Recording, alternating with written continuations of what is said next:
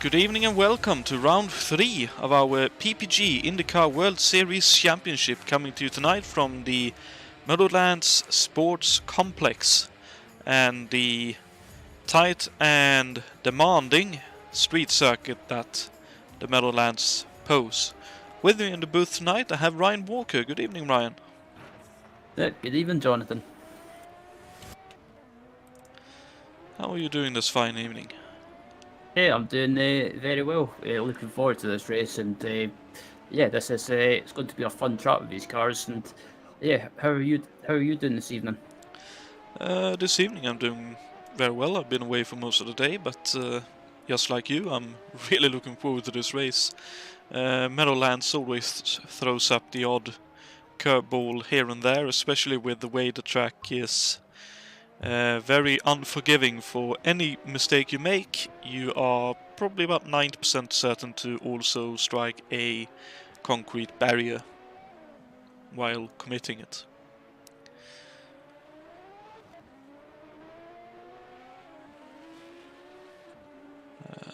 Let's see, speaking about the track, let's actually bring up a track map for you all for now. So we're at the Meadowlands Sports Complex. If I remember correctly, it's 7 lefts and 2 right corners on this track. Technically, I suppose, if one looks at that map, it's more like 5 lefts and 2 rights. But don't let that deceive you. The track is very fast, very demanding.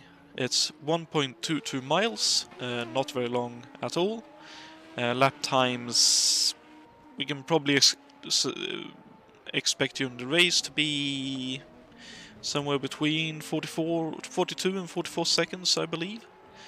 Our drivers will be going for 150 laps, which will equal about 182, 100.6, so let's round it up to 183 miles of racing this evening. And based on your few laps you did here, how tired would you reckon these drivers will be after this event? Yeah, I think it's definitely going to be a physical race for sure. Because as I was saying before the broadcast, it's there's one part of the track it's pretty much like an oval, and then the last part of the track it's basically got some left-handers and right-handers. So it's going to be a lot for these drivers to think about and keep their focus up for the whole race. But I think these drivers will be relishing the challenge, and I think it'll be interesting to see what sort of downforce levels these drivers go for as well. Because I think some drivers, it wouldn't surprise me, they'll go for low downforce for straight line speed, and other drivers might try and go for maybe slightly higher downforce for some of these high speed corners. Well, you remind me of a very interesting aspect, which was that when we raced this in the 1988 championship a couple of years ago now,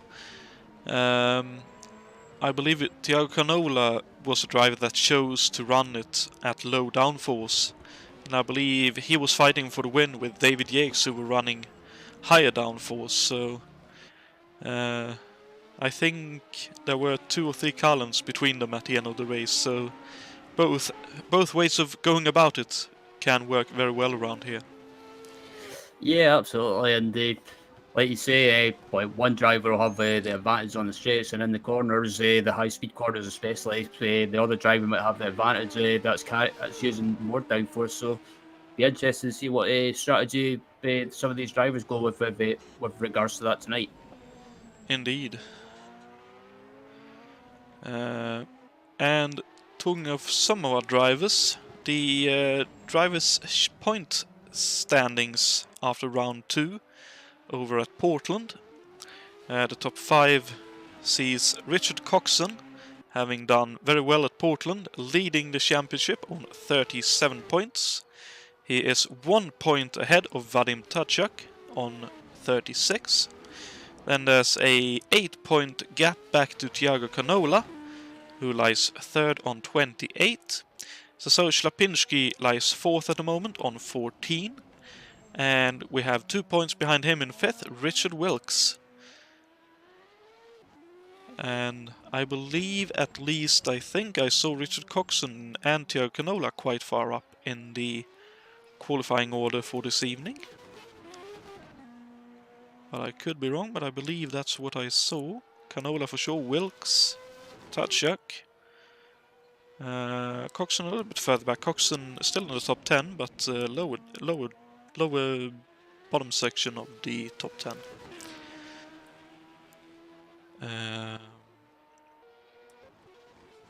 This track, of course, also sees some slight differences in the fuel allotment. But for this race, each car is limited to 108 US gallons, or approximately 409 liters of fuel. And for the tires themselves, the drivers have 4 sets to work with, but the 4 sets has to last the full event, so qualifying, warm-up and a race. And I believe tires shouldn't be that massive amount of thing, possibly the rear tires. But what do you reckon? Will the fuel allotment be of any major issue around here? I mean, I don't think fuel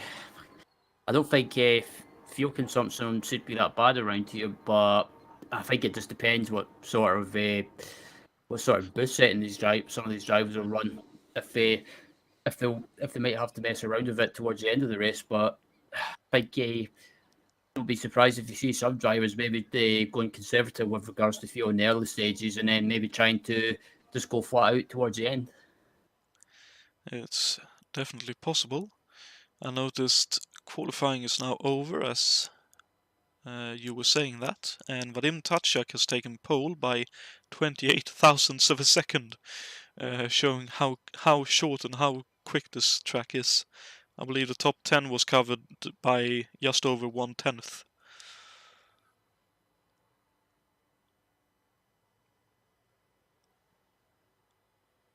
But that's interesting. I suppose you're right, and I suppose another aspect would be also if you decide to run a bit more wing or a bit less wing as well, trying to get the car up to speed again after the slow bits of this track.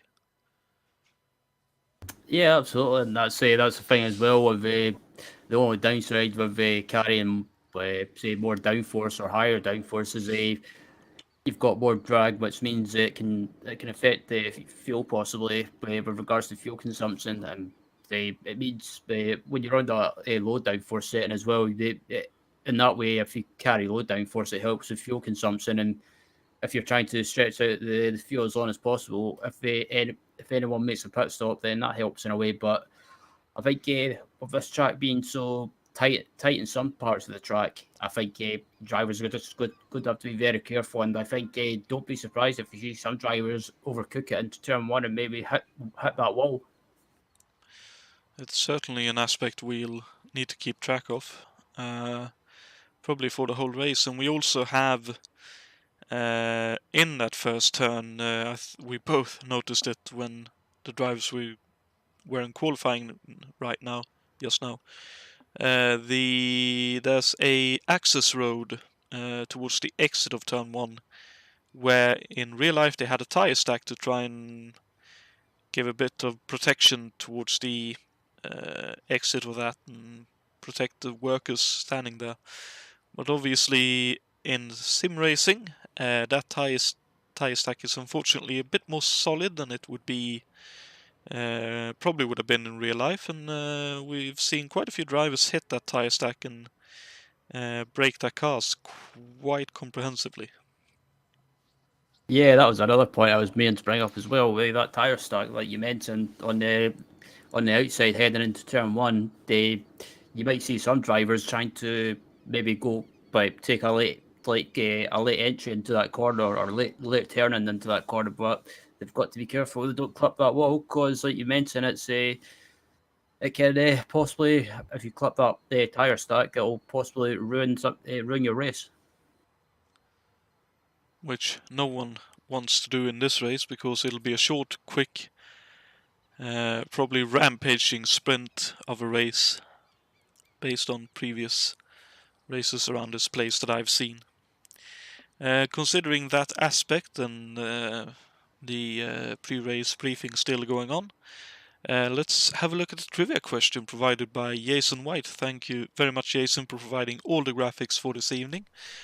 The question for you to ponder during this race will be: who won the last IndyCar race held at the Meadowlands on July 14th, 1991? Was it A. Michael Andretti, B. Emerson Fittipaldi, or was it C. Bobby Rahal? I will say I got this question wrong when I tried to answer it earlier.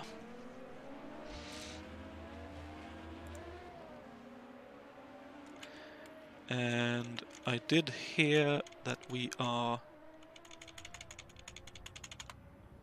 joined in the booth by Alberto Ibanez. Good evening, Alberto. Good evening, Jonatan, Ryan. Good evening, everybody. Pleased to be here as usual. Good to have you along for the ride as well. And you obviously have a bit more knowledge about at least the creation of this track compared to the rest of us, I reckon. Well, I modeled the thing in 3D, so I hope I have someone. Yeah, well, Meadowlands Indy. I mean, this is a quite interesting track because part of it is the roads that are all around this complex, this Meadowlands Sports Complex, and the other part is on the parking lot. And I remember having a lot of trouble determining exactly where it went over that parking lot. But yeah, it's a quite interesting track. I mean, this is a deceivingly simple track. This is a track where people were using actually asymmetrical setups in real life, as is the case in ovals, because you have so many left turns. You only have really that chicane and then the turn to the right. But otherwise, it's a track that has two very long straights, and it's a track where you need a big compromise in terms of setup, because on one hand you need traction, and on the other hand you need to be able to go really quick down those speedways, those straights, because that's the point where you are going to actually be able to overtake. So traffic shouldn't be much of a problem here unless you find them in the small twisty section. You will be able to overtake. But tires and fuel consumption, that's something different, because there is a lot of time that you are going to spend here with the throttle absolutely open up. It's going to be a really interesting race. Certainly so, and having Anders coming around the final turn, let's actually jump on board and have a look at this track from the driver's point of view. Crossing the start-finish line, slight kink to the left at the pit exit, slight kink to the right, and then up the hill here and into turn one. There we have the tire stack on the entry, and then that's the small tire stack on the exit. Both of those are lethal, and that is a very quick turn, and then up the gearbox up to what I'd assume is 5th or 6th gear. Hard braking into this left-hand hairpin. Try to get the power down, and then tight right-handed. Try to keep the power on. Nicely done there, and then into this chicane that Alberto mentions. Right, then left onto a short little stint on a straight here, and then very quick left-hand turn onto the start-finish straight and across the start-finish line once again. And I gotta say, the end of this track, it really reminds me of it was the first round, Houston, first round of the 1991 F1 championship. The last turn of that track really reminds me of the last section of this track. Yeah, well, city tracks probably have some kind of similarity when you look at 90-degree corners. So I guess there might be some similarities. You always have that low grip tarmac that is used on the open roads for people who are driving their daily car here. So in that sense, you obviously have some similarities always between the street tracks. I mean, they are. Jack Dempsey used to say that the street fights are the toughest ones, the boxing champion. And I know some racing drivers used to quote that because they know that's absolutely the truth. I mean, the races in the street courses, they are very, very complicated. Low grip, unforgiving walls, traffic. I mean, everything adds up here to make your life very miserable. You need a lot of skill to be able to sail through all of this. Definitely so. And considering you said it's a deceptively easy-looking track, would you Ryan, allow me to make a similarity between this track and Knockhill? Yeah, go. I was about. Yeah, funny you mentioned that. I was about to bring it up. Actually, but I wasn't sure how if it would compare or not. But yeah, feel free. Feel free. Go ahead. You had it in mind before me, so go on. Yeah, it's just I find anyway. It's one of those. It's sort of like a bigger version of Knock Hill because there's just so many corners. Knock Hill, you never ever get a chance to rest, and I think this track as well is sort of similar in a way that you've just got to.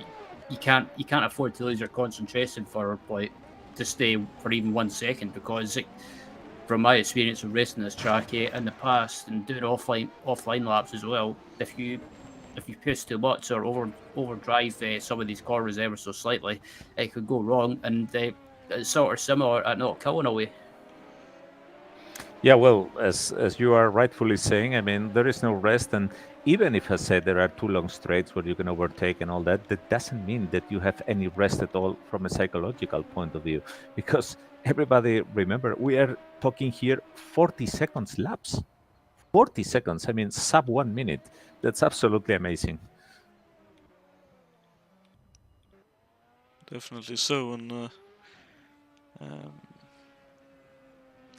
it's also, I reckon, one of those, just like Knockhill, and there's a few other places like it where you can do like a huge amount of laps, and you go like, I still can't, I still make a mistake here, or you go another lap and oh, I made a mistake there instead, and then you go another lap, oh, I made a mistake there, and then like the 4th lap, oh, I made a mistake there again that you made on like 3 laps ago. It's like, because it's same as because the you're ovals, so when on you the have limit. few corners, the problem is that you have only so many opportunities to make it right. So if you really do it wrong in one of those things, in one of those opportunities or corners, then you're going to suffer for the whole lap. And that's the thing. I mean, if you have a track like the Nürburgring, like the Nordschleife, the one we raced some weeks ago in the DRM, well, I mean, you botch one corner, fine. There's the next one. But what do you do here? There's no place to hide, same as in the ovals. Indeed. So, race session is about to get underway. Any dibs on who you think will do well here, Ryan? It's hard. It's hard to predict, but I think if I was to go and pick a race winner, judging by he's won at the previous round in this series, I think my prediction has got to be Richard Coxon. But if I was to pick an outside bet, I would probably go for Mr. Open Wheel himself, David Jakes. Well, Jakes qualified 2nd, so that's a very good call, and Coxon, I believe, got up to 7th in the end, if I saw it correctly on the grid there. Alberto, any thoughts on who could do well here? I think either Wilkes or Canola could be the dark horse here.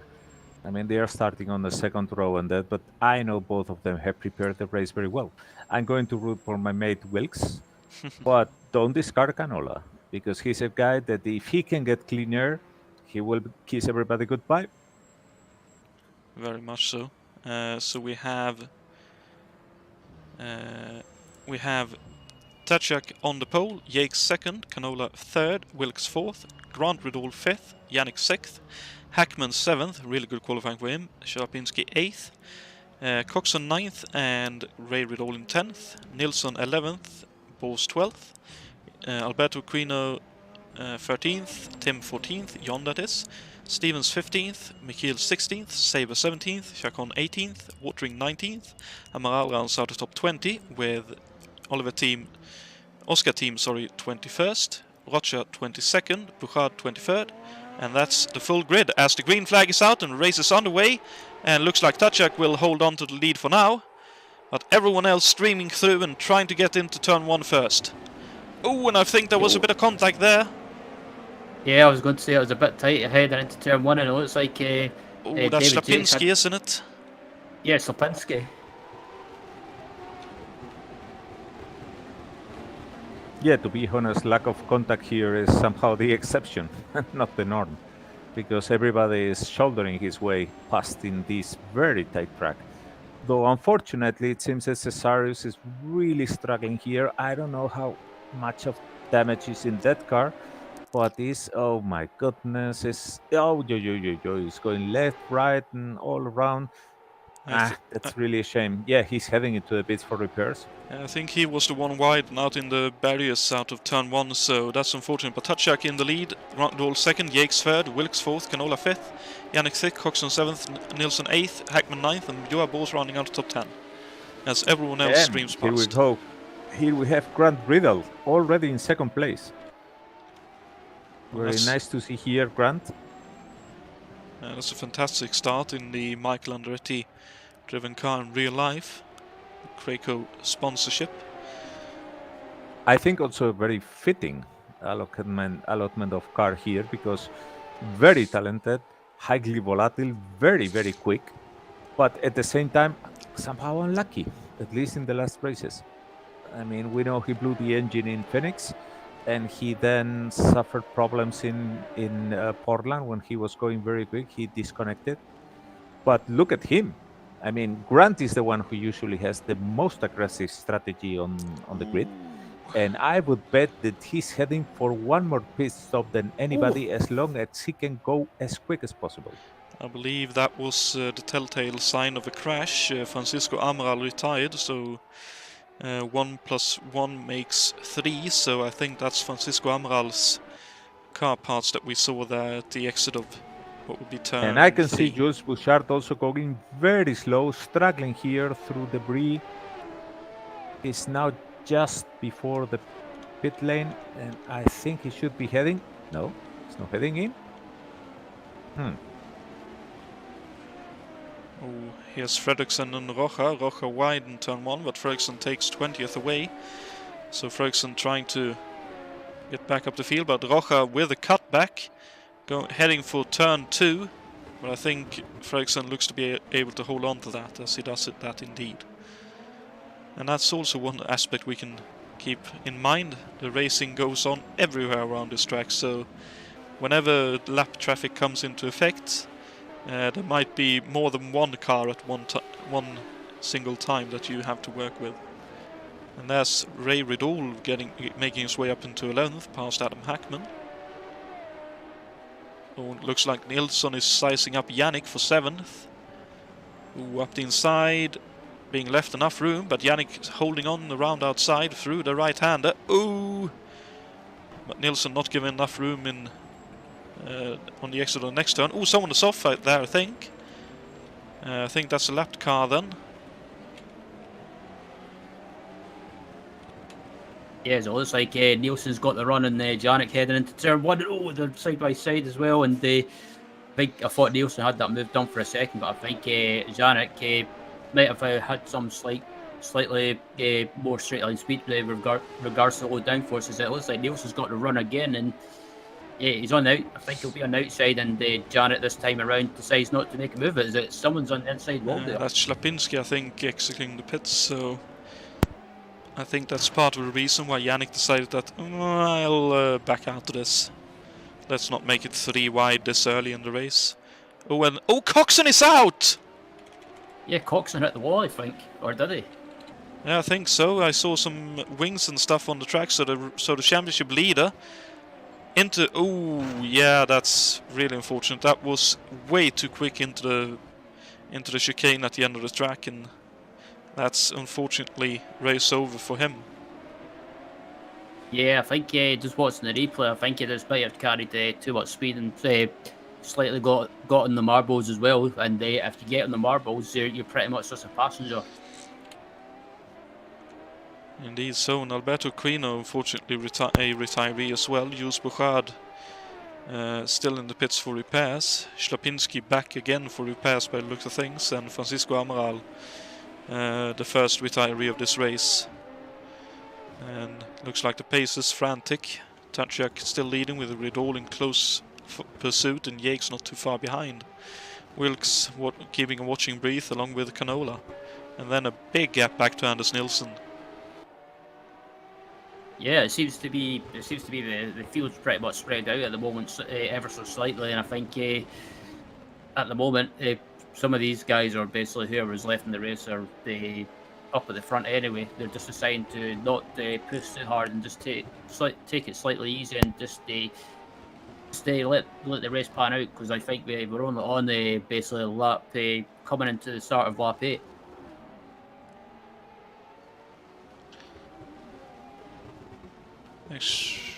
Yes, it is. So you're probably right.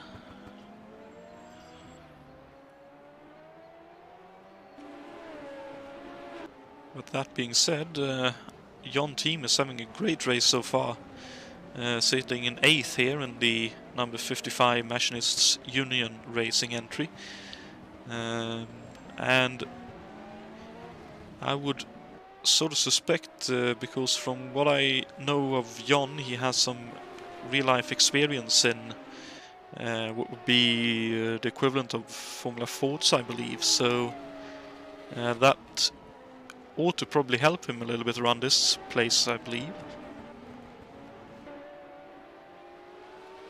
Yeah, absolutely, and yeah, I've always found anyway that anyone that races in real life seems to be able to adapt to sim racing quite easily when it comes to open wheel racing. And I think John seems to be a good case of that. There's just in front of him, he's got Brian Janik, and not too far behind either, but the Newman Haas racing car is Ray Riddell. Oh, and that's unfortunately Szapinski off again. So that car is definitely not happy at all. Oof, he has lost the front wing. Yeah. Damaged car, so he will be basically, I think he will be retiring. Oh no, he was actually making room. Well, it might be that he's going to give it one more try now that he's smacked the other side of the car. I believe he smacked the right side of the car earlier, now he smacked the left, so maybe the car is straight again.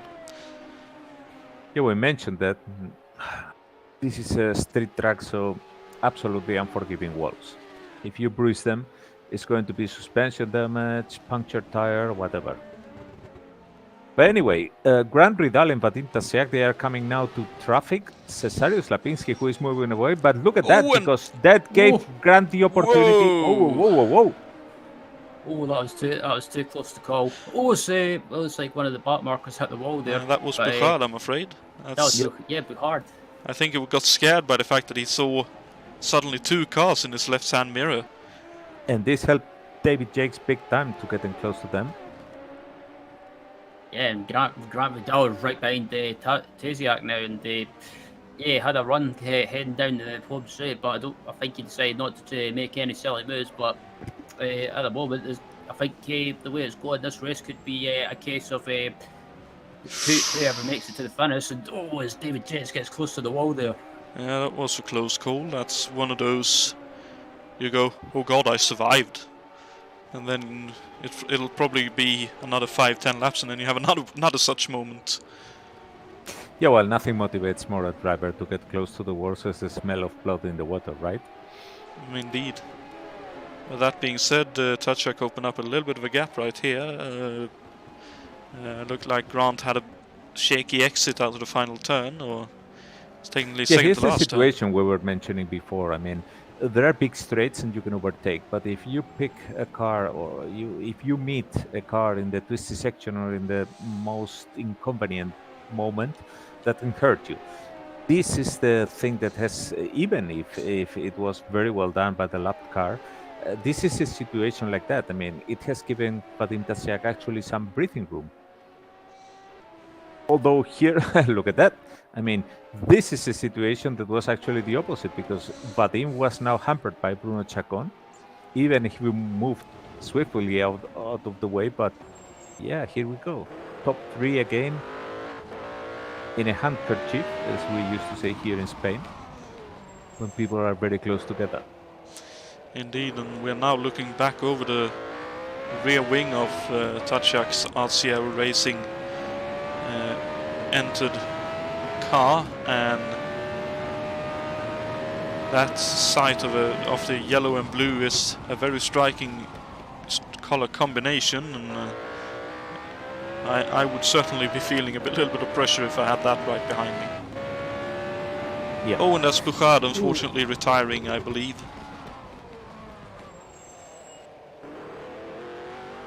I should say the best lap for Vadim Tasyak so far has been 40.995. Wow. Which is nearly a full second slower than the last one he did. So I think he's pacing himself.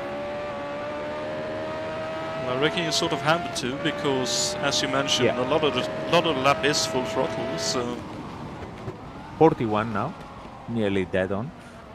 And well, this is quite interesting because with Grant and David Jakes just behind him, it would surprise me very much if Grant is able to go quicker but is not willing to have clean air and overtake Vadim. So, I mean, Grant is not exactly the guy who we know for playing the waiting game, right? More often than not, no. Well, there's a good dice go. Yes. Oh, Grant just clipped inside wall ever so slightly there, but managed to get away with it, and that's allowing Jakes to try get a possible run on him. Sorry to interrupt there.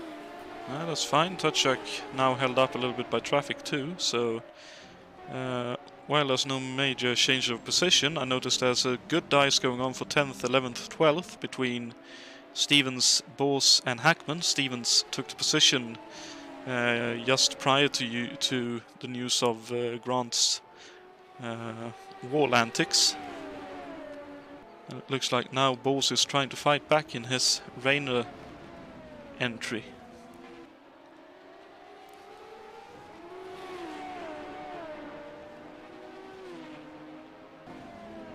And this is quite amazing how the leaders, the top 3, are coming now to lap people that are going quite quick on their own. Here is Vadim lapping Jakob Fredriksson and David Saber, who are in very superior car. Who is in very superior car, sorry. Oh, they are threading it here. My goodness, what a train of cars. Yeah, I believe Fredriksson there was hoping for them to wait until after the turn. Oh, and look at that, Grant Riddle trying to go around outside of Tatjak. Yeah, but his box there, no place for him to pass there. Vadim is going for the inside of David Sabre. There you go, and oh, oh, hold on to it, boys. That's one of those where you're after lapped car. Well, where am I supposed to go? I think for David, yeah, that was so close there. I think David Saber, I think he might have needed a change of underpants after that. Well, him and I reckon Grant Riddle, because that was a pretty hefty lockup, so that Yeah, could very easily have handed in the wall, couldn't it? yeah, he managed finally not to hit Vadim, but it was really a close call.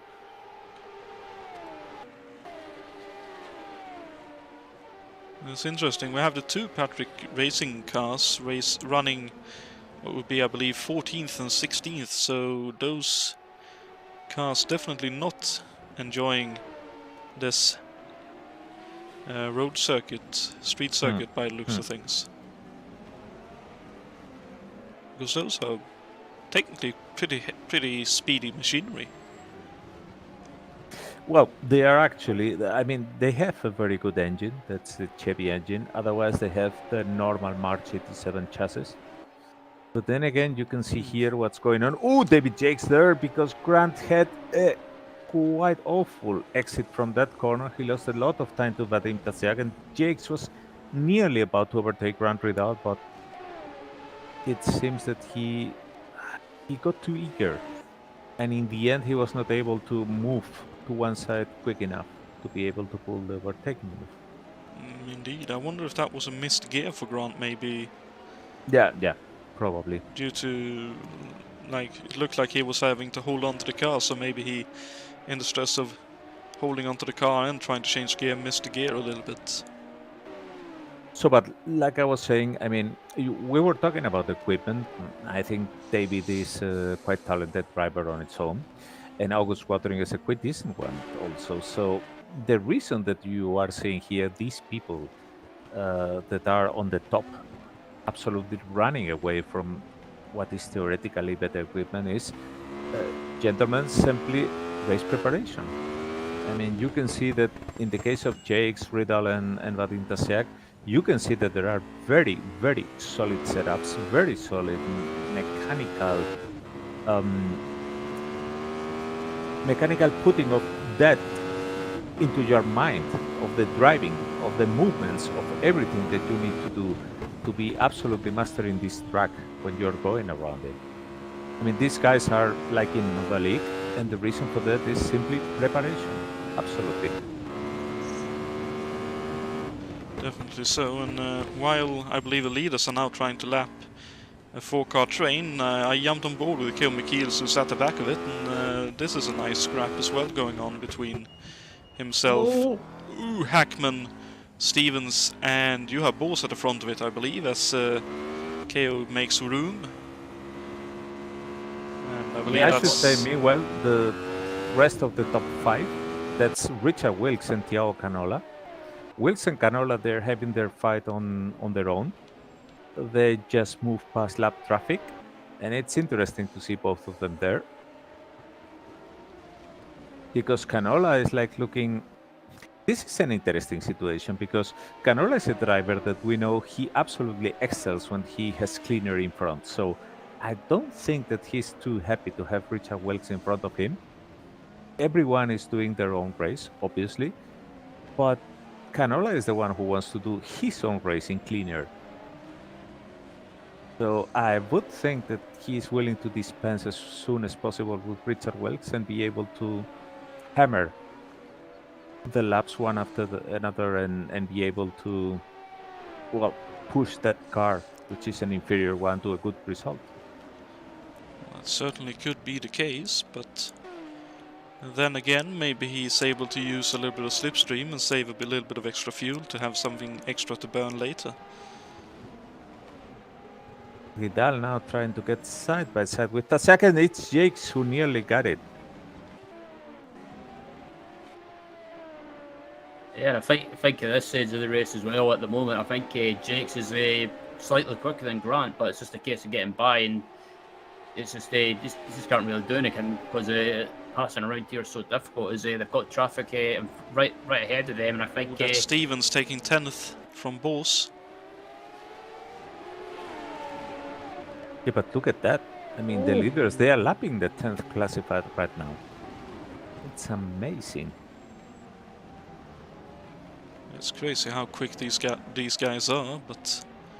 Yeah, this looks like a sprint race, actually. Yeah, and I think... that was so close. As I said, about 10 laps and then you go again. Oh god, I survived! Yeah. That was a big gamble by David Jakes there. I was just about to say as well, if these guys are lapping the back markers already, I think it's just a testament to the pace difference between the front runners and the midfield. And I don't mean that in a bad way, it's just like the guys up at the front are just going really quickly. No, like I said, it's, I mean, we can point this down to preparation. We have seen how many laps that Vadim and David have been logging in the server and all that. And I mean, kudos to them, because these guys are taking this thing seriously. They put a lot of laps, and I think this is a testament to how well preparation works. My hat is off in that regard to them, because they really take this seriously. And you can see here how much it pays off. Indeed. And there's also... Grant! Ooh. Look at Grant! That's an opportunity for sure. Goes up the inside. And he's through. Grant takes the lead. beautiful overtaking maneuver there. Yeah, that was a fantastic move by Grant. He saw the opportunity, he pounced and he grabbed it by both with both hands rather, and takes the lead now. But I wonder if Vadim's maybe just holding back at the moment and looking after the car, or if it was just a simple mistake by him. But these top three guys up at the front have just been in a class of their own so far. A good point. I mean, look at the gap that he just opened there. Although with Grant, I mean, with a guy that looks to be so fast and furious, because that's his style. I mean, he's a guy that it's either on or off. It's absolutely binary. So I would guess that maybe he has a different strategy. Maybe he has been using less fuel, and he's actually willing to go for an additional pit stop if he can open the gap. Because with Grant, you never know. Indeed. With that being said, Tatchak now closing back up again. Yeah, because look, I mean, we have here the turbo pressure thing. Okay, don't forget that.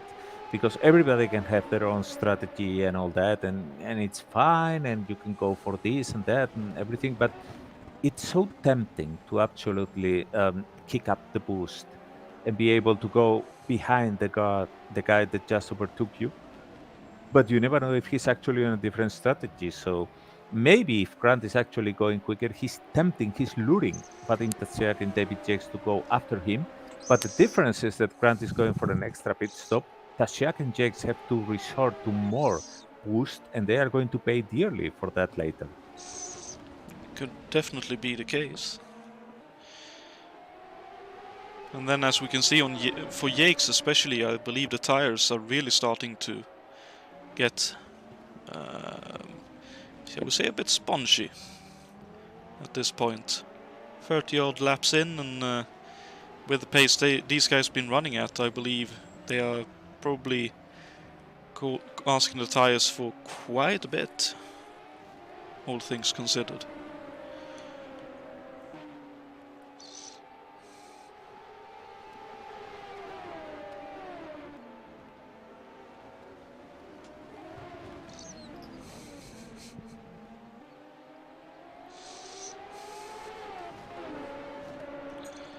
As we are now joined in the booth by a fourth friend,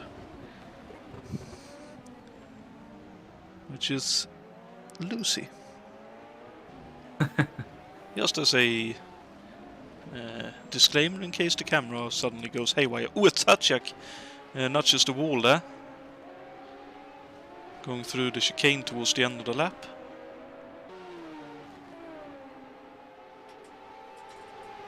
And what a huge amount of traffic for the 6 qualified here.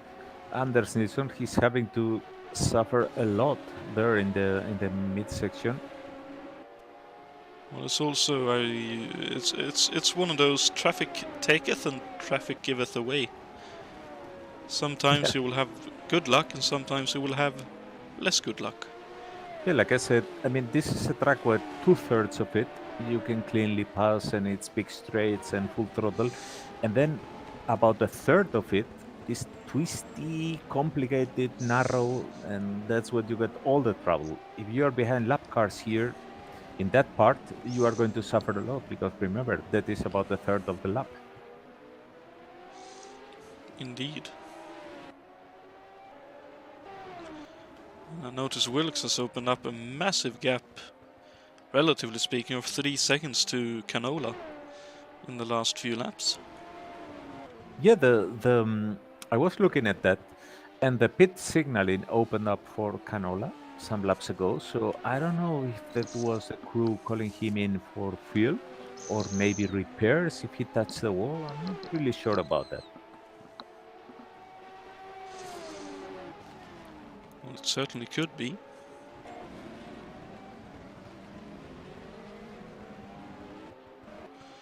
And it's interesting to see that Fredriksson, despite starting towards the back of the grid, now up into the top half in 12th, and looking to try and make his way past Juha Bos with a great run out of the final turn, up the inside going towards turn 1. Ooh, side by side through here, that's scary! Oh! And it's still not sorted. still side by side going down the straight and into towards turn 2. Fredriksson still up the inside, but Bo's hanging strong, just barely getting past this Fredriksson. Hackman trying to make his way past Stevens. I think he just did. So the battle is definitely on back here too. And how as Fredriksson gets a little bit sideways there, getting on the power, and how Juha and Jake have never had an incident or even like big contact in turn 1 there, going side by side. I'm gobsmacked. And they are coming now very hot behind Keijo Michiels, who was going his own merry way there. Now is being hounded by by 2 very quick drivers who are willing to pass.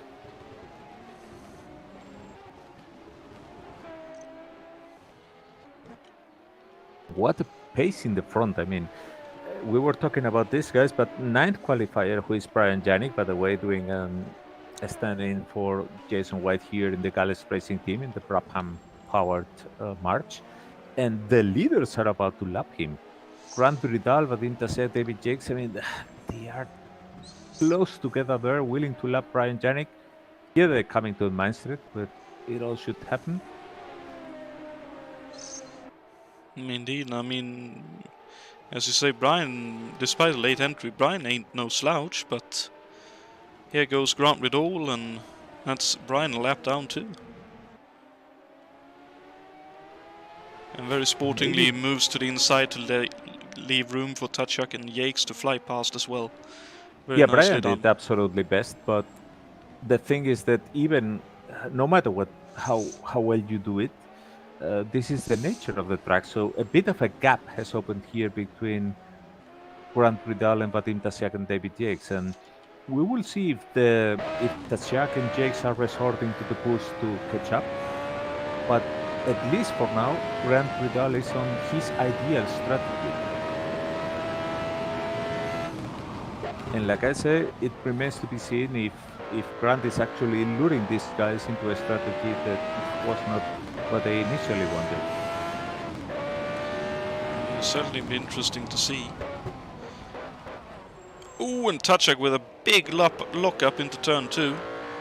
Really wide. And Yakes with all kind of bothers with getting the rears to grip up on power on.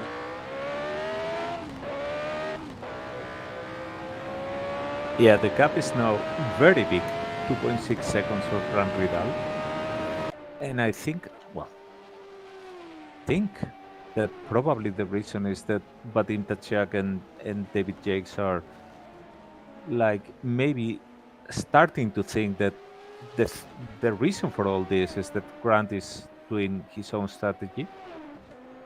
Okay, gap diminishing now. Yeah, they are hunting him down. So it's probably the opposite actually. It's Grant realizing that he cannot get away from these guys without overheating the engine. That's definitely a possibility. Well, this is interesting because if Grant, who is a guy that we know loves to absolutely, like Thiago, hammer all the laps down perfectly and go away and do his own thing, if he is having to back up and let the others catch him, that's because they are having serious problems here with the engine temperatures or with the fuel.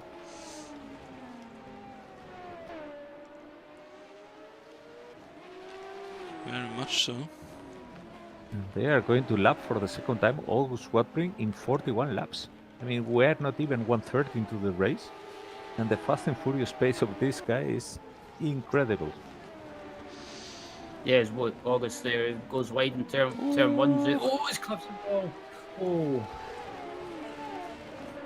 Yeah, he tried to leave as much space as possible, but I think just ran wide on the marbles ever so slightly and lost a little bit of grip, and again runs wide to let everyone by. It doesn't want to get in the way, so good heads-up driving from August there. I think that last one was a bit of a combination, because I think he was the one who locked up going into that hairpin, so it was possibly also a question of, well, I'd like to take this turn, but oh god, I'm locking up, I don't want to hit him. And being myself here in the booth with two big-time touring car enthusiasts, I think that the only track that we could think is akin to this is Macau, maybe? In terms of unforgiveness, definitely. But I don't think we have ever seen in Macau a display of this dominance from the top guys who are like 1/3 into the race, absolutely lapping everybody else. No, but that's... we probably have seen some kind of dominance there over the years, but the lapping part is a little bit tricky because it's so much longer over one single lap around that place. So I believe for touring cars, Macau can probably be likened to the likes of Mount Panorama or Yeah, true. probably somewhere Or like Silverstone, like the full Silverstone circuit, in terms of like the length of the lap times and the difficulty of getting to anyone who's slow. Yeah, that's one of the things of this track that is interesting because obviously it is, and we have mentioned it, rated as a street course. It is a street course, it is on open roads, but it's not like in the middle of a city. It's not like Monaco, like Macau, like, I don't know, Birmingham, which was again another track used for touring cars. It's something like, I don't know, quite different. You don't have those many buildings here all around and that. So it's interesting. Definitely, yes. I heard you wanting to say something, Ryan. If it's still on your mind. Yeah, I was just going to say, you guys were talking about street tracks. I would say another track that's right up there with regards to getting by and being stuck behind people is probably Monaco. Yep. For sure.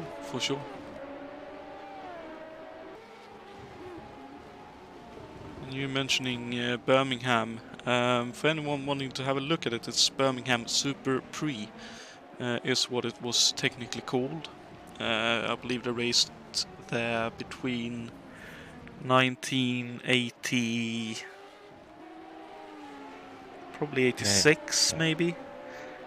As early as 86 and up until 1990, I think, 89 or 90. So it was 4 years of very sweet street circuit racing in Britain, and then it fell through with the lack of people coming due to the split classes that was still in effect in Great Britain at the time with the Group A regulations. So unfortunately it was never revived. Sorry to interrupt you, but now for a very interesting development. We knew that Richard Wilkes was some laps ago quite behind David Jakes, but look at him now. Wow! Yeah, he's definitely found some pace late on in the stint. That is very impressive. I wonder if this is a case of the leading trio running so hard that the tires are really starting to feel the pain, while Wilkes has been a bit more conservative, a bit more kind to the tires, and that's giving him the advantage right now. Yeah, I can tell you that the leader, Grant, has done in lap 39 and lap 40. Oh, there he goes into the pits as well. Oh, well, there you go. I mean, that's Grant's strategy. So Grant has been doing 40 seconds, 40 dead on lap 40 precisely. And then he has been like increasing the lap times, not by a lot, but steadily. And he was at 41.5 at some point in the last lap. And that's the reason, probably after shooting of his tires, that he stopped. So there you go. I mean, we got here the reason for his apparent escapade and then not being able to keep up that distance between him and the second place and that. And here goes Richard Wilkes now into the pits. That's earlier than I would have expected for him, but oh, that's a... Yeah, so 2 stops. It seems to be what they are going for. But I would have Tiago expected him. Canola not yet stopped. No, indeed. And neither has Yakes or Dutchak, so... Anders now also into the pits. Yep, just in front of Ray as Ray exits, and there goes Richard Wilkes as well.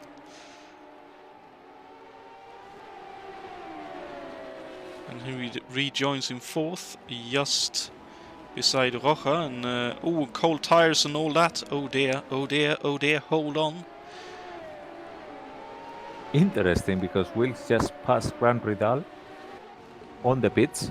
Grant is now going by in the main straight. Yeah, that's the one lap warmer tires playing a part in that, I reckon. Oh, and someone has had a big off here. Oh,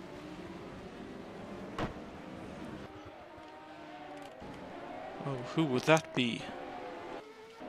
Oh, that's Fredriksson. No! Aye, aye, aye. So that's unfortunately, that looked like a question of a bit too much throttle on, combined with steering angle. He had just gone past McKeel's and then just a bit too much power on coming out of the slow turn, and the car snapped back on him, and unfortunately that's the end of the race for the Swede. With Tasiak now having some serious trouble there with the lap cars. Jake's right up behind him. Oh, but Jake's now stuck behind the same car. Yep. No, and it's the John team was like making it hard for them to pass, but it's simply the nature of the track. I mean, they caught him in the most problematic section. Indeed. Okay, and they are coming now to David Sabra.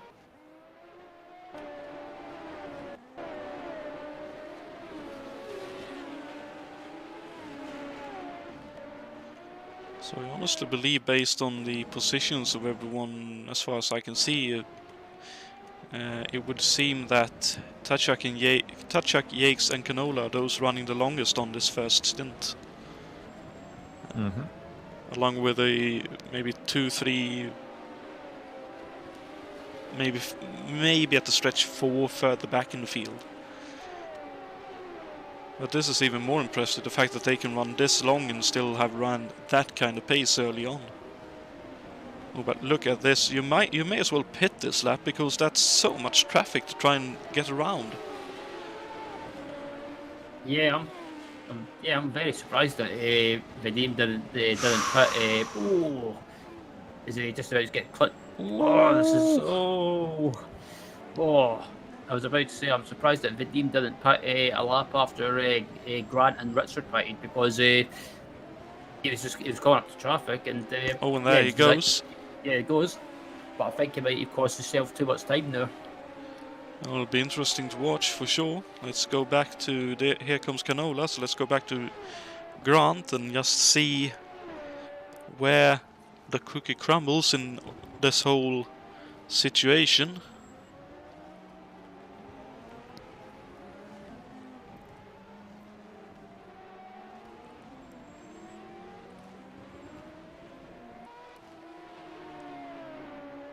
So here comes Grant through the final turn. Long pit stop here for Vadim Tachak, and I'm guessing he could not prevent the crew from trying to repair the damage on the car. That's certainly a possibility, because that's Wilkes now. That's going to hurt. Yeah. That's a shame for Vadim. Anders trying to hold off Yannick.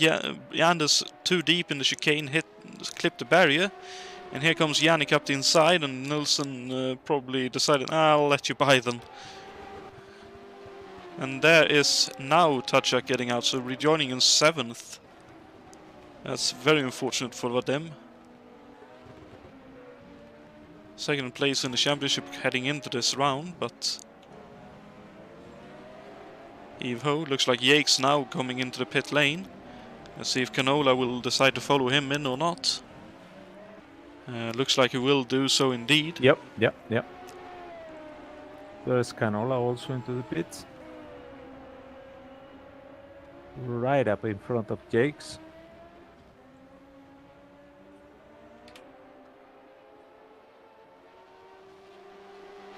What's doing Tashak in the pits again? That is very strange. Whatever is going on here? Okay, Jakes goes out now. Canola goes out now. And Vadim is in the pits. And here comes Grant. I think Grant will retake the lead. But Wilkes takes third, away from Canola. Actually, David Jakes managed to hold on to the lead. Oh, Yeah, looks like... well, not for long, because here's Grant coming. Oh, Yakes he trying want to to go on the defend. outside? Oh, That's cold going to tires! work. No, no, no, no, no, no, no, no! Oh, that was dear! that was a bit of a Max Verstappen move there. Oh, and Yakes. Okay, Yakes going. Oh dear, that wasn't good. Please, after you.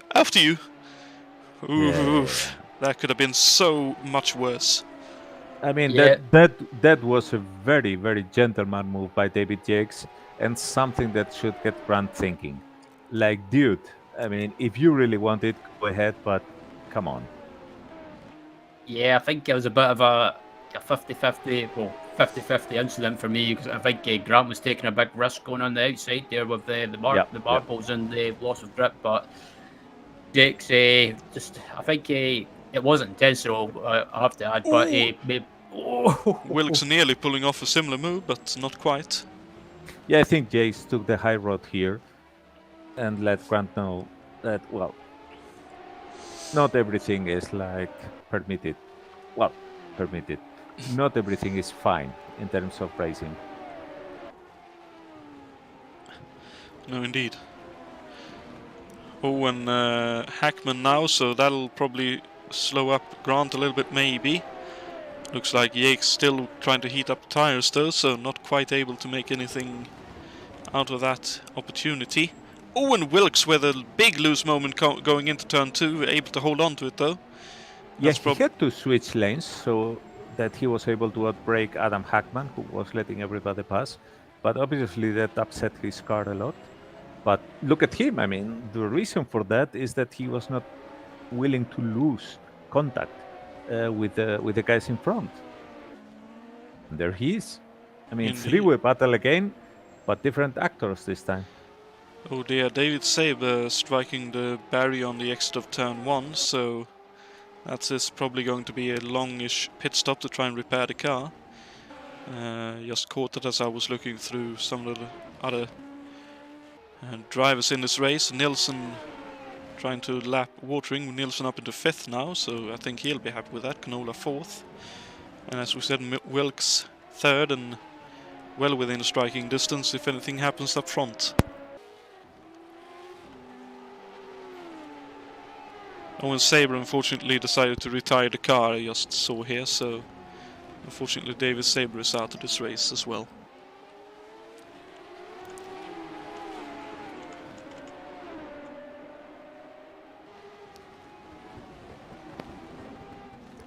Yep, and Jakes closes back up on Grant McDowell under braking and when it comes lapping the traffic, and I wonder if Jakes will be slightly... Oh, there's a bit of contact.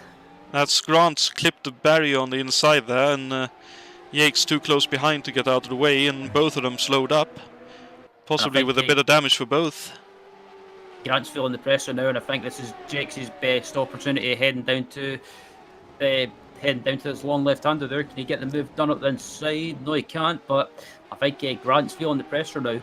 Possibly, and I wonder if that damaged the rear end of Grant's car at all. That would look like a fairly hefty hit up the rear, so could have rearranged the alignment of the rear tires a little bit for him. And just watching the body language of Jakes as well behind Grant, I think I think he's slightly frustrated at the moment, but I think it's probably best not to do or try anything silly at the moment. Oh my goodness, and Vadim in the pits again. Well, there must be something strange going on there. Either tires or fuel or maybe damage he got or some something. kind of... Oh no, Grant really held up behind K.O. McKeels, and there goes Yakes. He got boxed, yeah, he got boxed behind K.O. McKeels due to a misunderstanding, and David Jakes was absolutely waiting for that one. That was a great move by David Jakes. He saw the opportunity and pounced, and took the lead, and that move kind of reminded me of Nigel Mansell and Ayrton Senna at the 1989 Hungarian Grand Prix. Absolutely, very, very skillful of David Jakes also waiting there. But wait, I mean, the real shark, the real fin above the surface, that's Wilkes. Because look at him there behind. He's lurking there, he's waiting, and he knows that these two are going to have trouble sooner than later.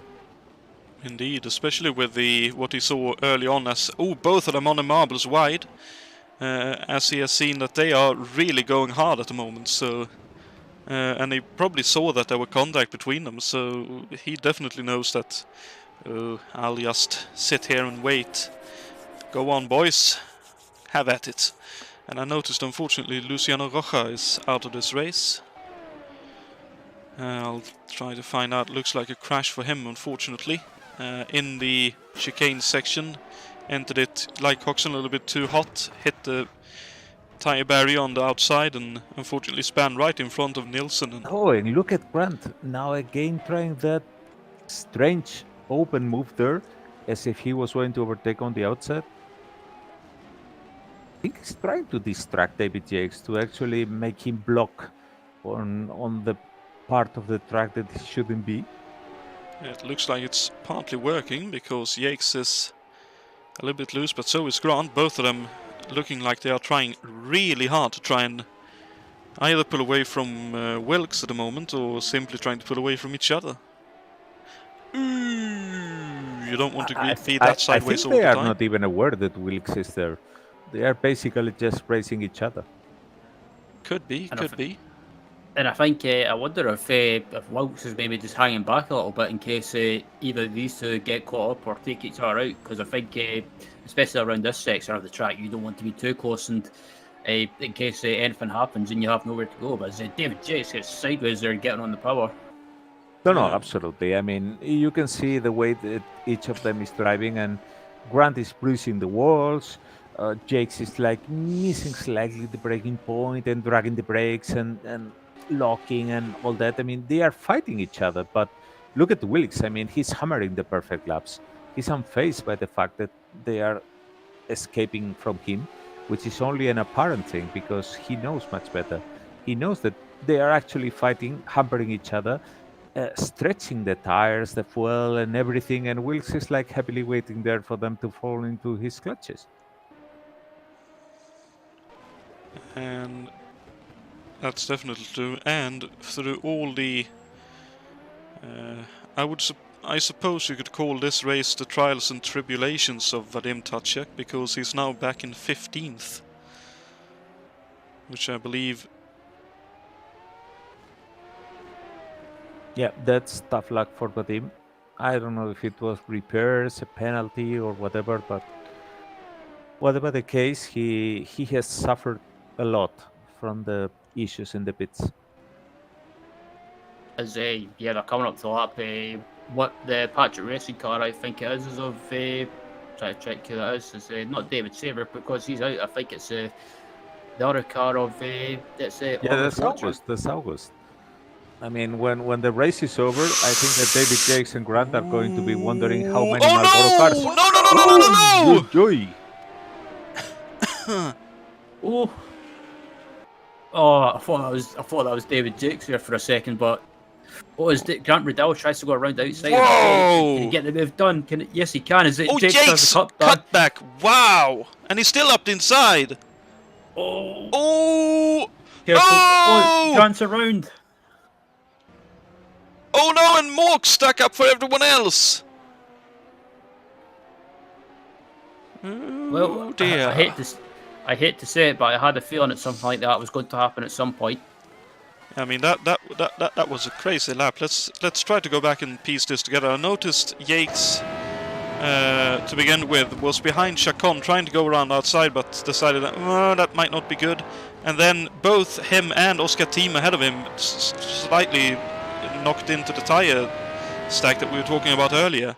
And then obviously that gave Grant the run, so Grant tried to go, as he did, around outside of Jakes in turn 2. Jakes cut back, a bit of contact, then into the chicane, Riddell trying to go fast to try and hold on, and then looks like the left rear tire just slightly not just the inside concrete barrier there, and unfortunately Grant in the middle of the road on the exit, and Wilkes further held up. I believe Wilkes got held up by the initial spin in turn 1 as well, so that's now 7 seconds to lead for Yakes.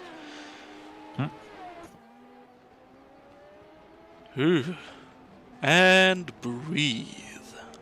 And the only reason that this all went well for David Jakes is because Wilkes had been previously held off by one of the lap cars and by the accident of Oscar Tim spinning, because otherwise he would have been on top of them immediately.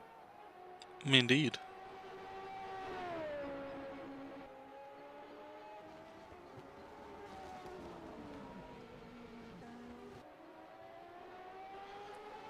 So this is definitely turning out to be a street fight as such, and I suppose it could almost be likened to I don't know quite what it's called when you I know at least in previous years, I don't know if you do it nowadays, but in Spain where you let the bull run down the street and everyone just tries to get out of the way. Okay, that's a very Spanish thing, I guess, no? I suppose so, but it sort of feels like that. Everyone is just trying to survive, and then suddenly, oh, there's a bull, or a tire stack in our case, for example, and Well, I guess everyone that's just goes, the oh take dear. of the foreigners.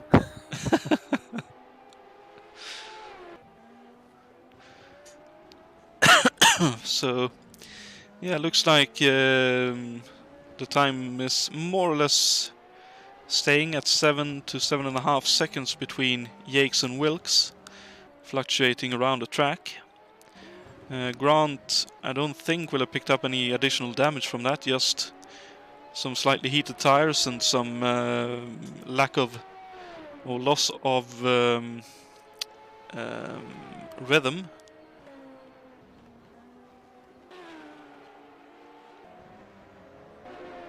It's interesting because we have so many cars that are actually close together here, but they are not close together in terms of track position. I mean, there is a lot of traffic, but there are certainly big gaps between the cars here.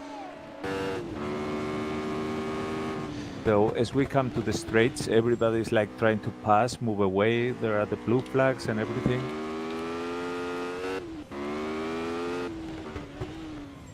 There is that aspect, but we do have one line of cars that are running fairly close together, and that's still the battle for 10th. Well, 9th it is now, with Touchak dropping back between McKeel, Stevenson, and Horse. Hackman, I believe, dropped back a little bit further due to lap traffic.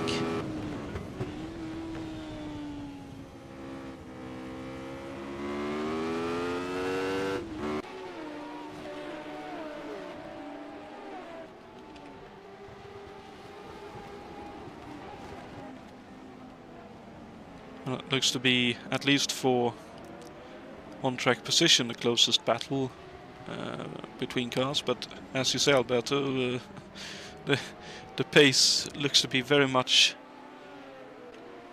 in a similar ballpark for more or less everyone.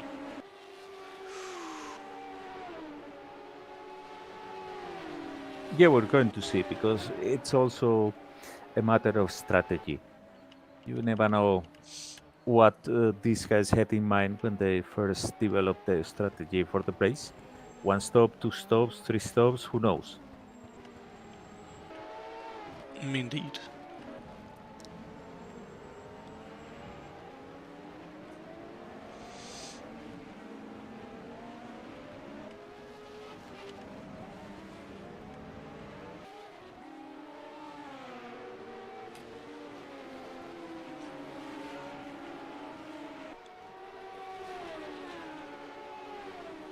So at least we got several people who had an accident and are after repairs back on track now. That's the case for Cesarius Lapinski. That's also the case for Oscar Tim. So that's been.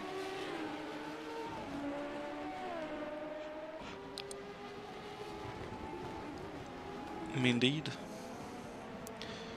Notice this looks to be the first race really where the Penske chassis looks to be, PC16 looks to be somewhat shall we say, less of a handful.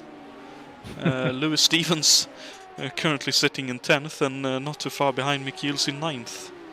Yeah. The other Penske chassis that was the one from Little Al, he crashed early in the race, and he told me some minutes ago that he had issues because he was following Caio Michiels, and he was like he got out of the concentration loop due to following Caio, because he was like going left, right, and all that, and all of a sudden it was like, oh, I'm hitting the wall. And yeah, you know how it goes, like left, right, and oh, the wall, bam. Yeah. It's one of those where you're looking so intently on the car in front that your spatial awareness gets a slight dent in what it's picking up, unfortunately. Yes, it was a shame because Little Al was looking forward to this race in terms of like picking points due to attrition, and we indeed have a big attrition here today, so. But there's going to be no shortage of races with big attrition this year, so. No, indeed.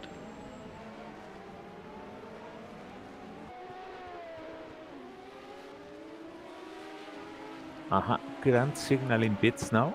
I don't know if this is something real. No, he disabled that. That's probably then the fuel dropping to a point where the game says, you probably should. Okay, signaling again. Let's see what happens. So Juha Boos just took away 10th in the meantime. Great pass in turn 1 on Stevens, and now that was August Watering going wide to let the faster cars past. Let's get up to where Grant and Co is located. There is a big train of cars there, yes.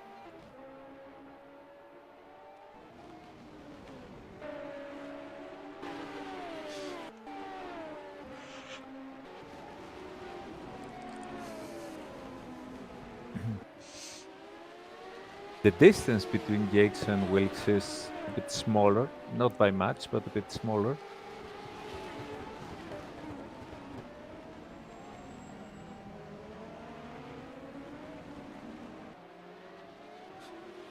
Anders Nilsson there, getting eager behind John Tim.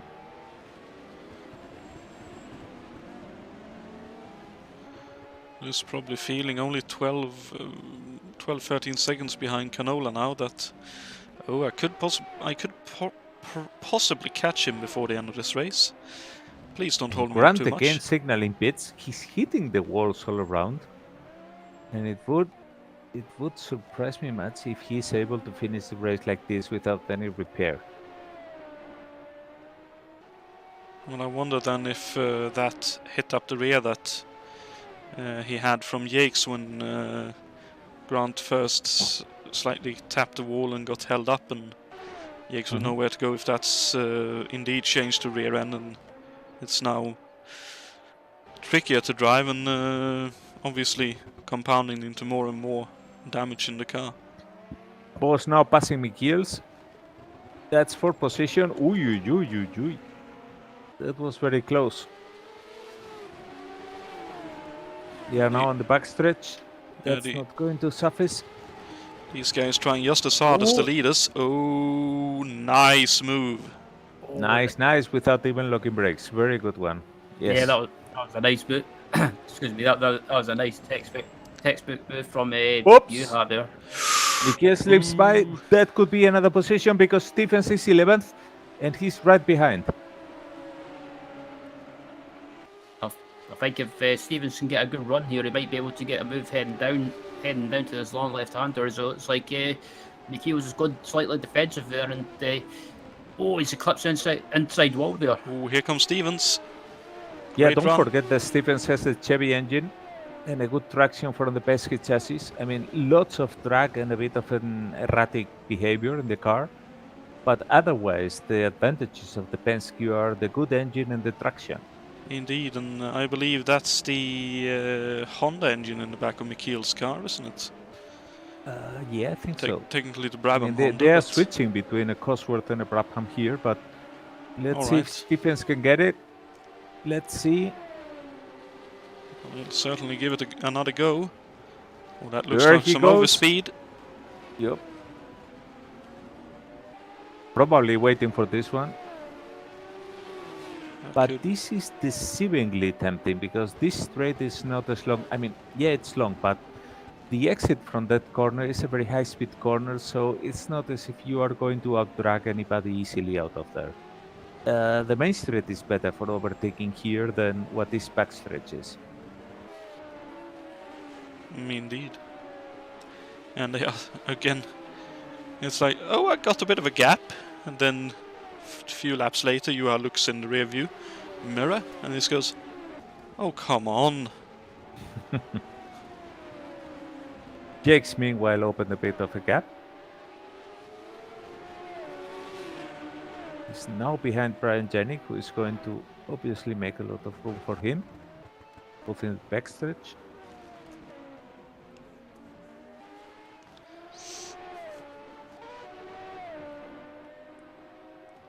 Whoops!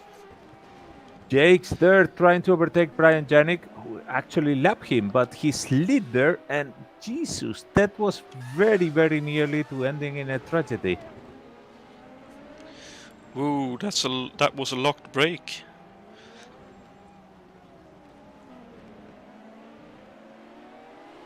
And that was very, very close indeed. Wowee.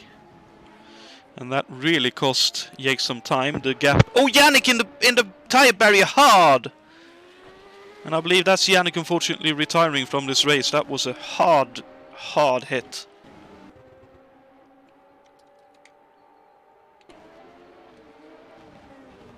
So let's see here on the replay. Turns in a bit too tight, maybe a bit too much speed indeed, and just really heavy hit into the outside tire stack on the exit of turn 1. So he's still sitting there, but oh, that's a yellow caused, so that's a yellow coming out. So the first full course yellow of the day. Yeah, I'm very surprised that at this stage of the race we've got a yellow. But I think yeah, that pretty much shows why the standard of these drivers is really good, and around such a tight track as this, especially the last sector, I think I was expecting there to be 1 or 2 yellows.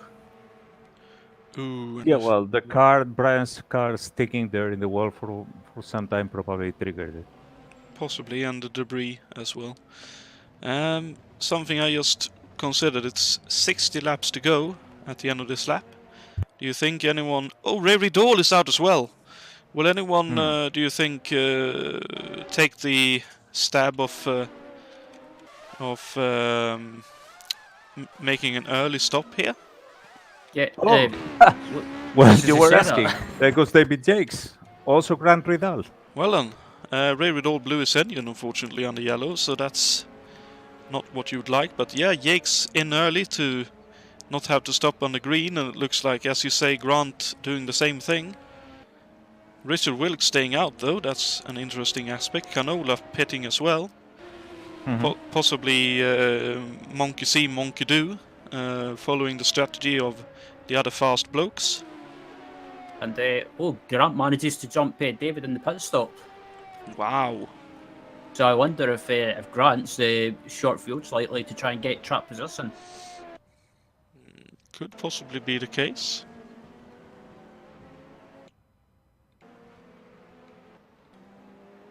You have us also in the pits.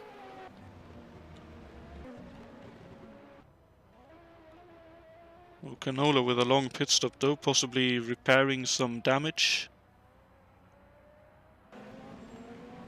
Taking the opportunity on the yellow. Bowes rejoining in 9th. Let's see if Canola can get out before the safety car comes around. Yeah, the safety car is in the pits now. Oh, that's a costly situation because Canola is now just exiting the pits. And the green flag. So the green flag is out and we are back racing once again. The leader now. Yeah, as soon as we got going again, David Jakes just about ran into the back of Grant Riddell, and someone's on the wall, or someone hit the wall. Sorry. Yep, yep. There was some smoke there in the back. Yeah, Ooh. David Shlapinski trying to unlap himself too, and a big lockup by what looked like a Gallus car. yeah, this is absolutely crazy. Everyone's trying to get by back markers, but they don't want to lose too much time. Too much time overlapping back markers, and David Jakes has just proven that he's trying to get by as quickly as possible to stay in contact with Grant. Oh, and Tatchak too, trying to make up time and places. Anders Nilsson also stayed out in second at the moment and held up behind Tatchak and Watering.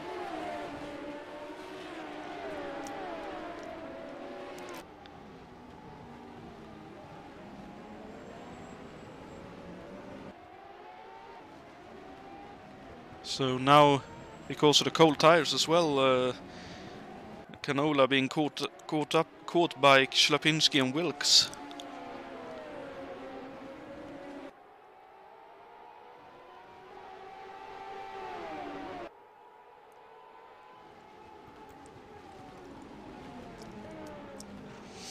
Owen Shlapinski, I believe, in the wall again. Yep, that looks like damage to his car, possibly a puncture. Oh, yes it is. That's definitely damage. Or even more likely a puncture. Ooh. Oops! He's spinning there. So that was indeed a puncture then, unfortunately. Because that's a case of he turns into that turn and the right rear is punctured and just a bit too much pressure on that part of the car and it just lets go. He never got stopped though. Which is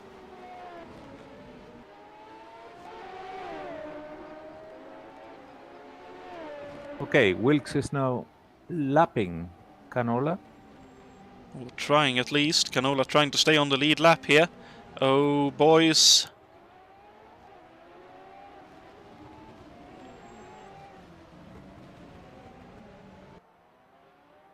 Look like they survived that, if only just. Looks like Shlapinski very sporting, while obviously trying to get the car back to the pits. Stopped on a safe part of the track to let the field go past and then try to again move the car towards the pit lane. Yeah, hopefully he doesn't stop completely, or he could cause another yellow. But no, he's moving into the pits now. Oh wow, that was so close for Yakes. I was about to say, are you alright, Jonatan? Yeah, that was Yakes with one of the probably loosest moments he's had this whole season so far. Power on. Turbo kicked in and the car just spat him towards the inside barrier and that was like, oh, please don't. Yeah, I had to take my headset off for a minute, for a second, because I had to sneeze and then I put it back on and I thought something happened to you. Well, in a way it did, but that was just my heart rate going up to 180. It's okay, people. Jonathan's fine. He's not having a crisis. Not as far as I'm aware. With all those pit stops, Jon Team is up into 6th, Stevens up into 7th. Michiel's 8th at the moment, Bose 9th and Hackman inside the top 10.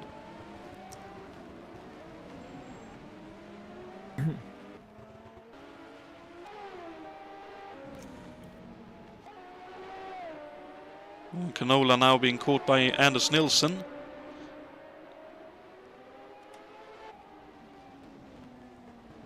But it looks indeed like Canola is running a lower downforce setup for his car yet again on this track, because Nilsson had a run coming off the turn but could not make anything of it. Yeah, don't forget that Canola made a very long pit stop some laps ago, so he probably topped up the tank and is going on a strategy that intends on him not doing any more pit stops.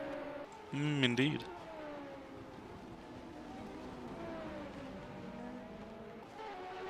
That's going to be a tough one, though.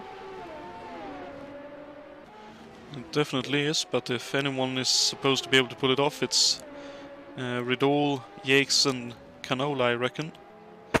It'll be interesting to see how that all plays out compared to Nilsson and Wilkes.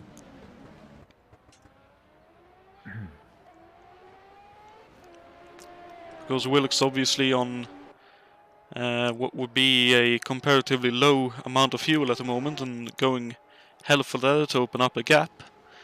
And then the question will be, how will it all go? Will the guys that pitted early need to make a splash? Or will it be a question of Wilkes running to his heart's content to try and I think that what catch is up? going on is that Wilkes is basically using his initial strategy, and these laps have just been a relief to him, giving him the ability to use more turbo boost. So he's going to still make one pit stop more. That's the case for everybody. But in this case, Wilkes knows that, I mean, he can just use more fuel, because he had some pace laps where he didn't need to use or waste more fuel in race pace. That's certainly true. So those who have done the pit stop now, they just have advanced the pit stop. So they could be suffering a lot towards the end, because of course for them there is not going to be the need for an additional pit stop, or well, at least one pit stop less than the ones who are on the initial strategy. But they are going to do it on a slower pace, that's for sure. And I'm Wilkes is in the pits now. Oh wow, and I'm sorry to say, while all that was going on, unfortunately, at least it wasn't the chassis letting the captain's cars down. It was the Chevrolet engine in the back of Steven's car giving up the ghost. So Wilkes is coming out of the pits now. He's fourth. Oh, and He's Nilsson way as behind well. Grant Riddle and David Jakes, but same as Anders Nilsson, who is coming out of the pits, Wilkes is going to have no more pit stops till the end, which is not going to be the case for Grant Riddle or David Jakes. And if they try to stretch the fuel tank so as not to make any pit stop, they are going to be awfully slow, because they are going to have to tone the turbo boost a lot down. Now this is going to be quite interesting. Not now, but towards the end. We need to be watching here what the lap time is, because I think Richard Wilkes is going now to be absolutely hammering it. He can go much quicker than Grant Riddle and David Jakes, because those two, they still need a pit stop. Let's jump on board with Wilkes' car and watch him on this initial lap or two on new tires, full tank of fuel, and what kind of pace he can go at. He has 27 seconds to make up on the nearest car in front, which I believe would be David Yakes at the moment.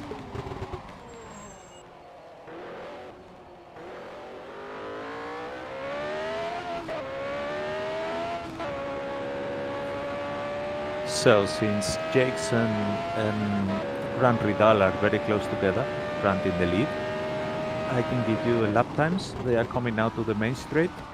Last lap was 41.7, and Grant is lapping now in 41.6. So that's about what they can do with the fuel that they have now.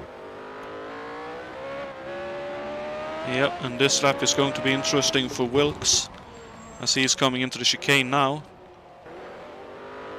Actually, the last lap before pitting was 41.6 also for Wilkes. And this time it's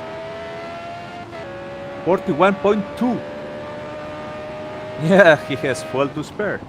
There you go.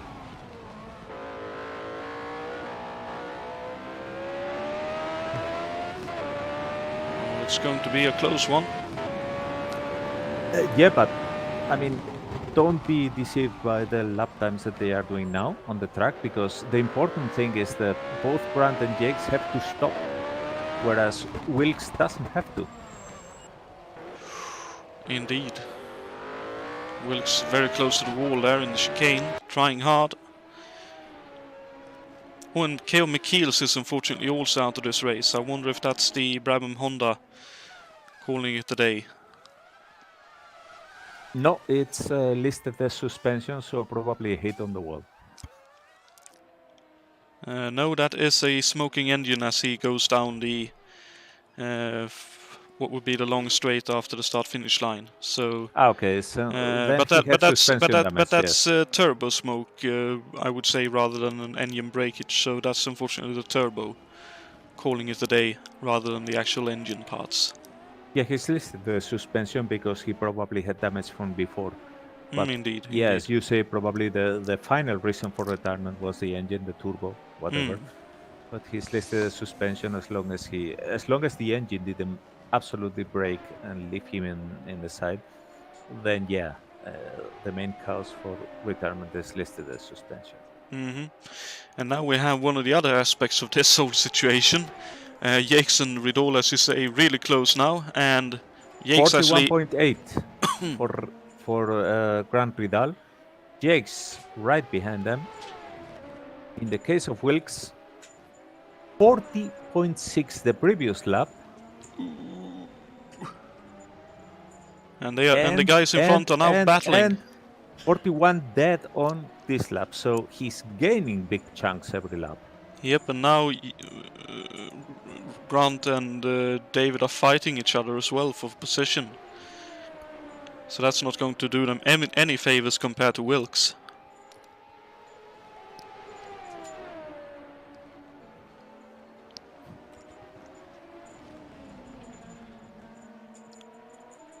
Very, very good fight here. I mean, we have here a very interesting race going on because it's a straight battle between Grant Ridal and David Jakes, both on track together, and then a three-way battle actually with Wilkes in the distance because, as we have said, remember, Ridal and Jakes probably will have to stop unless they are economizing the fuel a lot. That's going to be the interesting part. Either they tone down the turbo a lot and then they are deathfully slow, or they are going to have to stop. So it's actually a three-way battle, despite you only see here two cars actually fighting on the same piece of real estate. Yeah, and I think the real winner in this battle at the moment is probably Richard Wilkes because he's got no traffic to negotiate, and Grant and David are just battling each other, holding each other up, and it's just allowing Richard to close that gap down rapidly. And at one point it was about 26 seconds. Now it's down to about around about 23 seconds. Yeah, good point there. I mean, Grant and Jakes still will take some time, but they are coming to traffic. Indeed. And also, just not too far behind Wilkes actually on track is Anders. And that's a blown engine for... yeah, wait. I mean, Tiao Canola is right now challenging Anders for position. Indeed. But both of them are within striking distance as well if they need to make a stop for fuel. Now, who blew that engine? Was that... I'll try to have a quick look. Oh, that's Tatchak with what looks like a retirement. Oh, yep.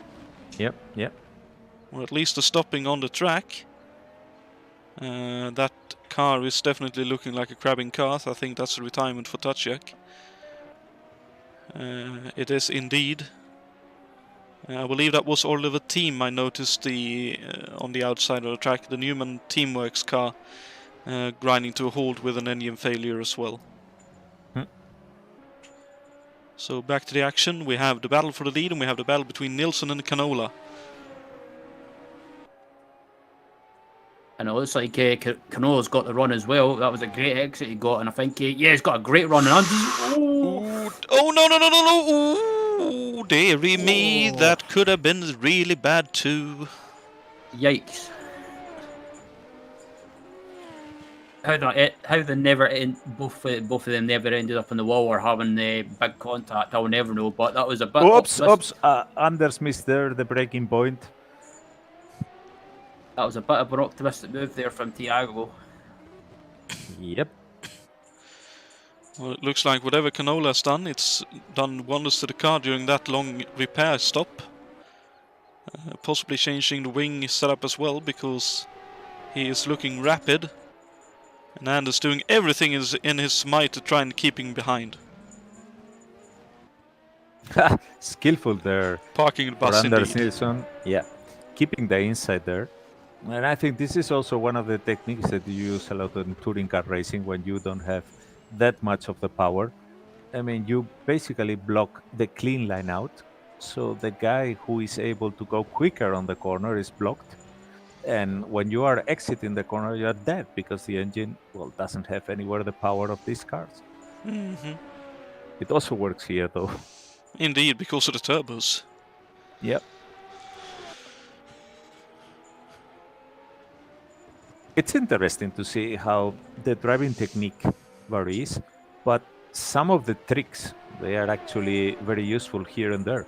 And I think the people that learn the trade in the touring cars and in the lower formulas, the ones that don't have so much power and more chassis than engine, they they know very well how to block someone. Very much so. Ooh, Nilsson trying hard, but it's a fine line. Because the first time Canola had a run, that was a bit on the limit as such for He's the got the run defensive work. again. Oh, Canola not feeling the will to go up the inside through that turn though. Yeah, Nice. I don't think he's trying to make a move. I think he's maybe just trying to intimidate Anders and maybe just unsettle him and try and make him go offline and make a mistake. But again, Anders just misses a turn in ever so slightly, and Thiago looks to be the quicker driver. But it's just a case of getting by, and just he's been close enough, but he just can't get. He either can't get the move done up the inside, or he's just a little bit hesitant. Yeah, and there's absolutely played here the Iceman role, proper of the northern guys. Because Canola was there, I think that was a bluff by Canola, and Anders was absolutely an Iceman. I mean, it was really, really good move from Canola to try to scare their Anders, but well, the reaction from Anders was masterful. And look at that, how he's blocking it. I mean, this is really, I mean, this is great to watch. Indeed. Because this is a master class in driving from both. Anders with a car that is certainly going slower, there is no question about it. But he's very gentlemanly, very much keeping his line, but he's blocking the hell out of Canola. And Canola is pulling out all the tricks that he can. Oh, and he clips the wall. Yeah. Starting to look desperate there. He's probably getting frustrated. I know I'm quicker. Come on. And I think that's it now. He's boxing him behind Hackman. Okay. Oh no, that's a lock up. Oh, Anders locks up, but manages to get it stopped just in time. That was a very good move, Mike. I mean, Canola saw it coming because he saw Hackman there, and he basically boxed Anders Nilsson there. I mean, this is a move that you pull on someone that you have a lot of confidence to dice with. Because Canola knew that Anders was not going to change lanes, even if Hackman was coming up, just because Canola had taken that lane. So, I mean, he played there on the fact that Anders was going to be the absolute clean driver. But, man, what some great laps this guy gave us. Indeed. And while all of that was going on, Yakes has taken the lead. At least for now. Yep, that must have been some kind of error by Grant. Definitely, possibly, or traffic. Difference roughly 19 seconds now. Down to Wilkes, so he is definitely faster than the guys in front.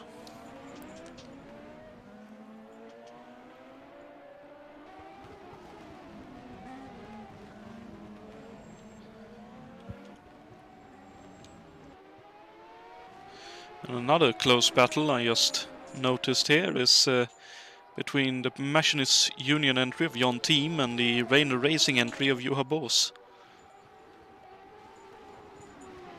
At least they were closer, but then the straight came up and Jon Team just sailed away.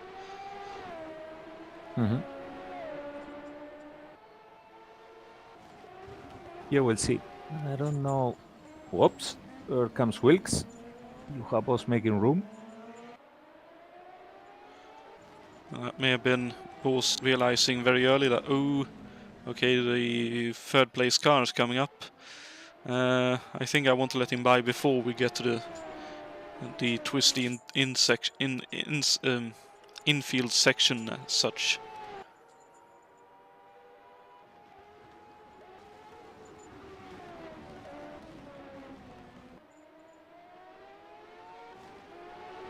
But I do also think it looks like Bose is holding back, so maybe he is nursing some kind of damage or problem with the car. Oh, Wilkes diving from very far back on Jon Team, but Jon Team seems him coming and very gentlemanly goes, okay, go by.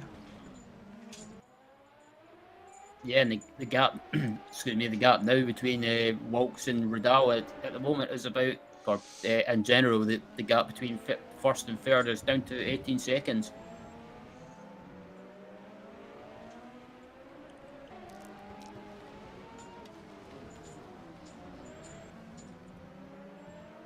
Indeed, and I noticed soldiering on gives you is rewarding for you as such. Noticed Chacon is in 10th at the moment, and Schlapinski in a few laps time will be in 11th, having been what I believe is 13, 14, maybe even more laps down on the leaders after repairs to the car on several occasions.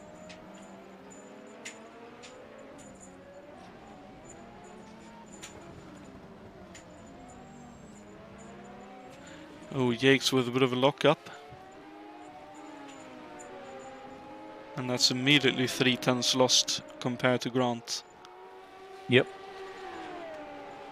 You absolutely paid dearly for that here. He's coming now to lap traffic, and Grant obviously knows it.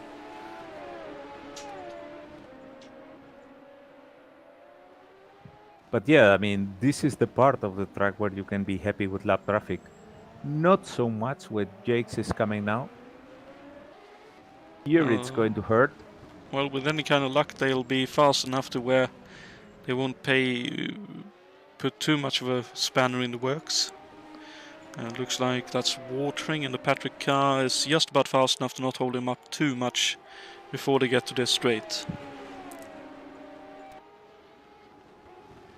I do think Grant, though, might be held up a little bit more. That was a very skillful move by David Jakes because he threw a lap car in the middle.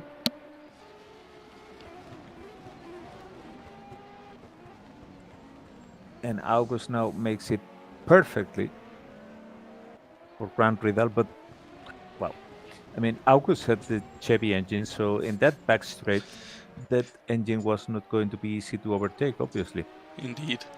That looked like one of those, I'm going past, and it's like, my engine says no. It's like, so it's sort of like what you would see in the BTCC. Technically, it would have been the British Saloon Car Championship, as it was called back then, when the big Americans came over the seas and they were battling minis. The minis drove roundabouts around them on the twisty sections, but then obviously the big V8s of Chevrolets and Fords, just as soon as there was a straight, it was like, bye. It must have been really something to watch the Minis and the Chevrolet Camaros bang doors. I mean, if you can even call that bang doors. Well, probably more the Americans hip-checking the Minis out of the way if they got the chance. I guess the waistline of the Camaros was more or less above the roof of the Minis, no?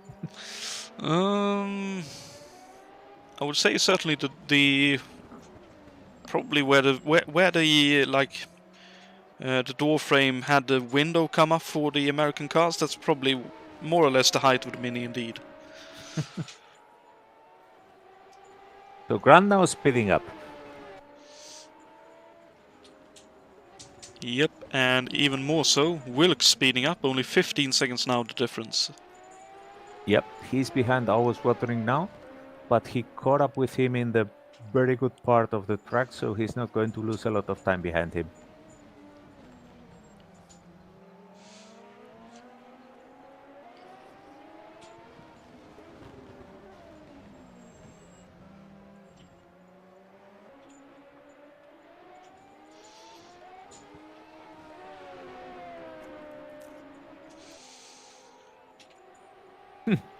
I was looking at this and I've watched so many broadcasts of the races in this era, and I was thinking, David Jakes there in the Alan Sir Jr. car and Grant Ridal in the Michael Andretti's car. No, I mean, this looks like the real race. Yeah. I realized that too as soon as you said it, yeah. And that's the amazing part of how well the mod is made and the track is situated, where like what happened, at least some of what happened in real life is without Oh, I see obviously Canola in the being pits. He's supposed to going be. out now. Okay, so he needed to make a splash to make it to the end of the race. I think that's going to also be the case for Grant and David Jakes, like I said. So let's see what happens with Wilkes here. But yes, we were saying absolutely amazing because it looks in track like, well, like the real thing. Mm. And well, you were talking about the mod, about the cars, the physics, and all that. That's true, but I mean, kudos to the driving talent of these guys. For sure, Because, for sure.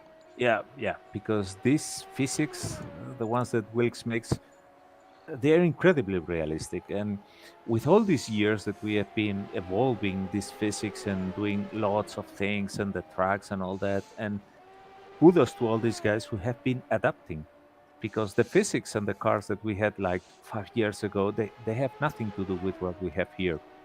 These things now are a masterpiece. They are really, really very close to the most that you can do with the limited with the limited parts of this sim racing engine. And these guys, they are adapting to it. They are giving us this great race, and it's absolutely amazing. Wow, Wilkes just came in for a splash.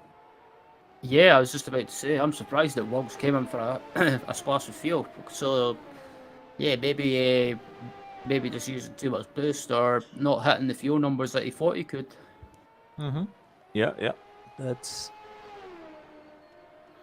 well, that put him actually quite close to Anders Nilsson, who is right behind him. But Anders, I would guess, has still to do another stop. Possibly. I mean, he stopped late enough to where he, at the pace he's been going, should be able to make it to the end of the race. So I don't think he will need to stop. I think that more than the splash of fuel, Wilkes was looking forward to having fresh tires towards the end of race, to do a really, really, really hard sprint there, and be on par with the guys that are going to have a stop. Could very well be. Oh, Wilkes just got sideways, but manages to hold it. Jakes is locking up a lot, so is Grant Ridal. So I would think that their tires are absolutely shot. And it's going to be interesting because I don't think by any stretch of the imagination that they can go the full distance like this.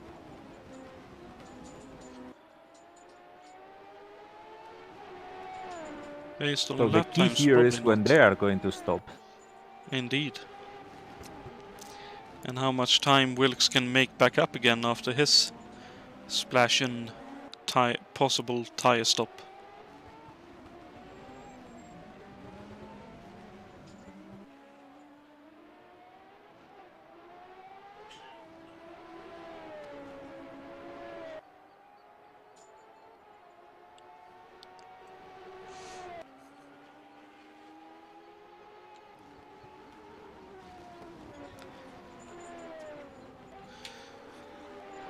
But with that in mind and what will happen in a little bit, let's just have a quick look at the trivia question and bring up the answer to that while we wait for the things that are happening out on track to transcribe into what they will become. So the trivia question for you all tonight was who won the last IndyCar race held at the Meadowlands on July 14th, 1991? Was it A, Michael Andretti? Was it B, Emerson Fittipaldi? Or was it C, Bobby Rahal? Any thoughts from you two who it might have been? Go, Ryan, go. I haven't watched any early 90s IndyCar, excuse me, IndyCar season review videos for quite some time, but I think, from what I remember watching it ages ago, I believe the winner was Bobby Rahal. I think that by 91, Rahal was struggling with the Honda engine. Michael Andretti was on the championship winning year. So Emerson Fittipaldi, he was already in Penske, but I think it's between Emerson and Michael. I will go with Michael because it was his championship year.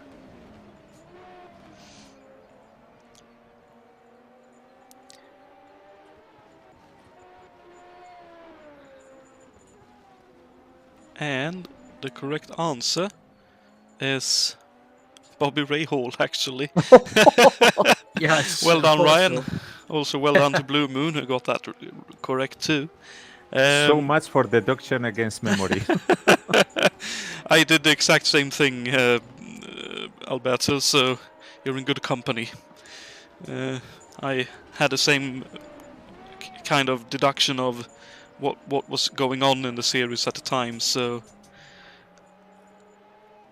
I would say that's... Oops! Grand Ridal has crashed. He has crashed big time. Oh no! There, in the backstretch. Okay, he's out.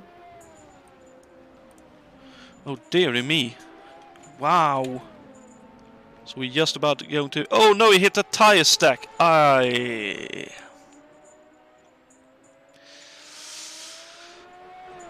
Well, we sort of suspected it would claim a victim or two, and it looks like that is indeed correct.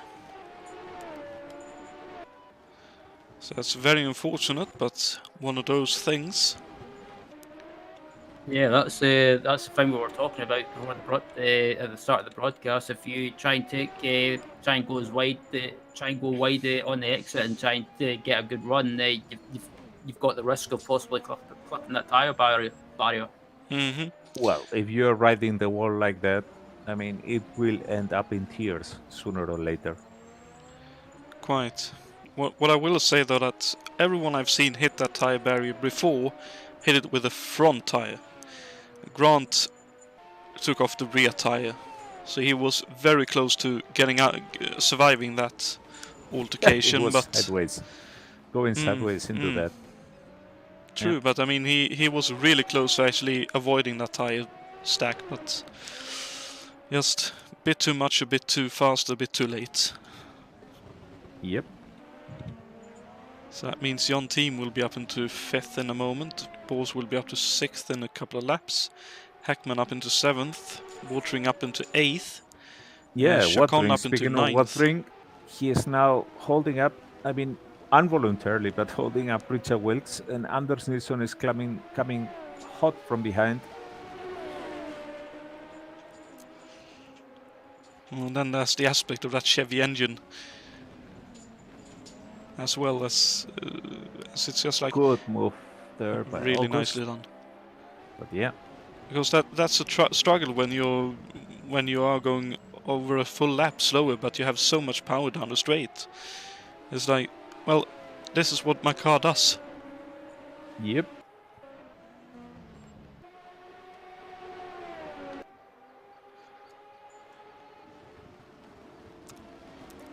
But even with being inadvertently held up by Watering earlier, Wilkes still closed in on Yates that lap. So I believe that's 9 laps to go. And Yates, will he be able to make it? Oh, he's slow. He let Tim and that's Canola past. I'm fairly certain. I wonder if Jakes is Well, trying to. he obviously has still to do one pit stop, so he's Yeah, basically having to crawl his way if he wants to make the field. So It looks like that's exactly what he's doing right now. He's lost 5 seconds this lap. yeah, it's 8 laps to go, and he should have done a pit stop. Wilkes, remember, who had a better fuel situation, actually did one splash and dash. So look at David Jakes. I mean, that's a very low speed there in the backstretch. Very low speed. I mean, it would surprise me much if he can finish the race like this. yeah. That I was about to say. I wonder if he's trying to save as much fuel as possible and try and make it to the finish without doing a pit stop. But that would be, if he could pull that off, I would be amazed. I'm looking at the cockpit view, and he's shifting gears below 10,000 RPM. That guy is having to save fuel big time. Big time. Oh, this is going to be extremely close then. First and foremost, will he be able to make it? Secondly, will he be able to make it fast enough to where Wilkes does not catch up? Yeah, I mean, Wilkes is absolutely taking loads of time out of him, and the gap was 30 seconds. It's down to 24.6 seconds now. So Wilkes is absolutely catching him, but Jakes, so just because Jakes is having to basically lift and coast and save as much fuel as possible, and they also short shift. Yeah, 100, I mean 200, 200, 220, 230, 240, nearly not even 250 in the straights. Whereas Wilkes is doing like, well, let me check that.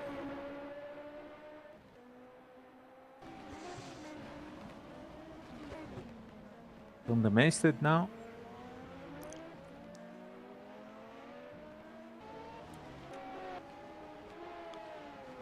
Yeah, 260. So that's quite some difference there. And the gap is, excuse me, the gap is down to 22.9 seconds now. So Wilkes is absolutely on it. Well, it's 5 laps to go right now. No, in terms of time, with 20-something seconds gap, probably it's not enough. But the thing is, will the fuel for David Jakes last? Indeed, and it'll be extremely close based on how much fuel he's trying to save. This sounds effectively like I can't remember exactly how many years ago now, but WinCup was leading the race, but the team was trying to desperately get him. You need to save fuel. You need to save fuel, and it turned out, I believe, that there were radio static going on, so he couldn't actually hear his team telling him that. So he was going hell for leather, and then 2 laps from the end it sort of started working again, and he like, oh. Yeah, I remember that race. That was the finish to the 2000. Oh no, Wilkes is out! Oh! Wow! I believe that's an engine failure. Oh. So, yeah. Yes, it is. Yep. Up into second place now is Anders Nielsen, and third place is Thiago Carolla, and pretty much everyone behind will move up a position. Well, everyone that's still running, and yeah, you know what this means? It means that David Jakes can breathe a sigh of relief and do some more fuel saving. But I think I spot with my little eye another car that's starting for either. That looked like an engine failure, but no, sorry, that was not an engine failure, just slowing down and letting cars past. Sorry, Ryan, go on. I was just going to say, with Wilkes having that issue and Jake's having that pretty comfortable margin to Anders Nielsen, he's got a bit of breathing space to do more fuel saving, but still, the amount of fuel saving he's doing, can he still make it? He's got about probably just under 3.5 laps left. Or 2.5 laps left, sorry. Mm-hmm. So Jakes is taking it really easy now. There's 20 seconds in front.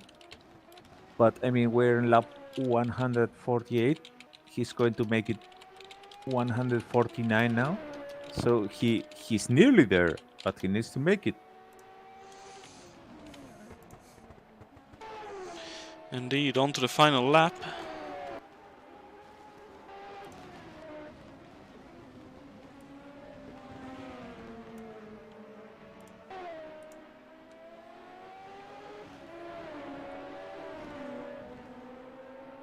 And it looks like, at least from here, it looks like he's going to make it, but still roughly half a lap to go in the slower stuff.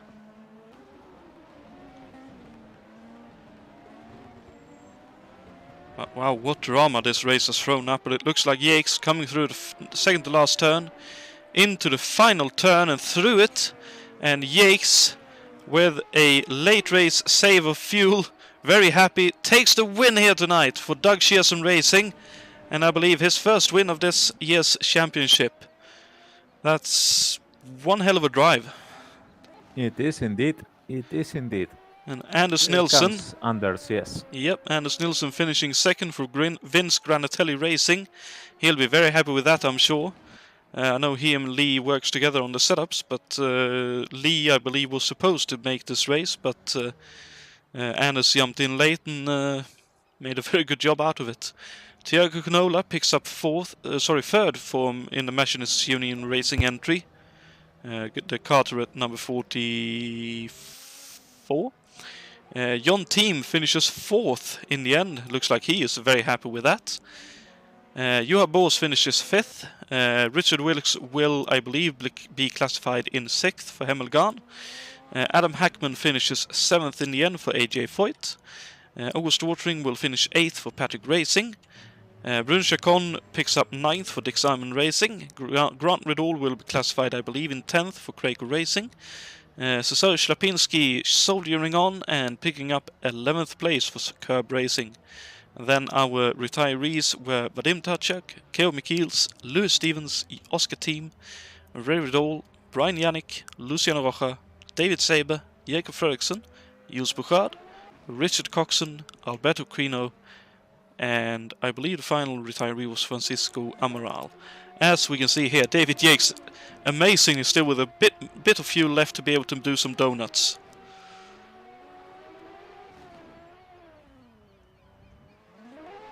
Absolutely amazing that he has fuel left to do that.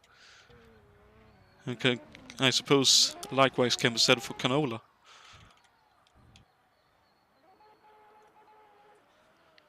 But wow.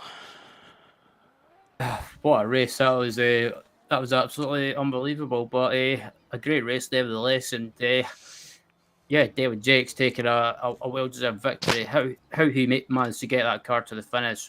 Well, excuse me, I'll never know with regards to fuel. But credit to him, and also, yeah, congratulate or well done to Anders Nielsen on a well-deserved second place, considering that he was pretty much it's pretty much a arrive and drive for him, even though he was working on the setup.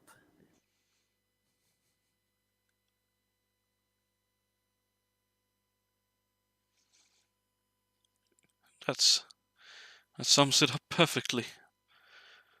That was a crazy race. A lot of stuff happened. I can't even remember half of it, I don't think. Any final thoughts about the race itself for you, Alberto? It was open till the end. I mean, I did not believe that Jakes was going to be able to make it till the end with that fuel. That was a masterclass in fuel saving. So kudos to him and well-earned victory. Very much so. I'll create an interview channel, so I'll be jumping down and give you the password in a moment. Channel created.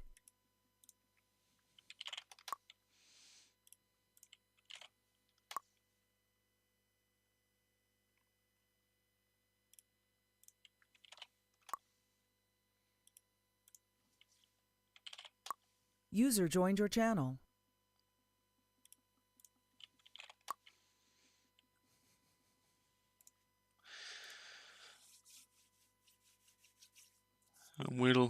simply have to wait and see if we have anyone joining us for post-race interviews. While we wait, I suppose we could have a quick look at what is coming up here at ISO in the near future, where we will have the Toyota Grand Prix of Long Beach, round 4 of 15, taking place on Sunday, April User joined the your channel. 3rd, User which joined your channel. will be in 2 weeks' time.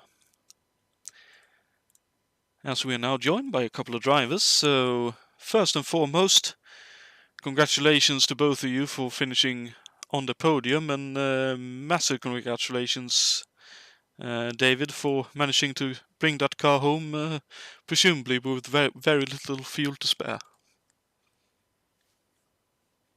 Yeah, it was going to be really tight, especially if Grant and I were going to keep fighting like that. I'm not sure if I would have made it, so it would have come down to who didn't run out maybe at the end, but it wasn't meant to be in the end, so I was able to just coast her home.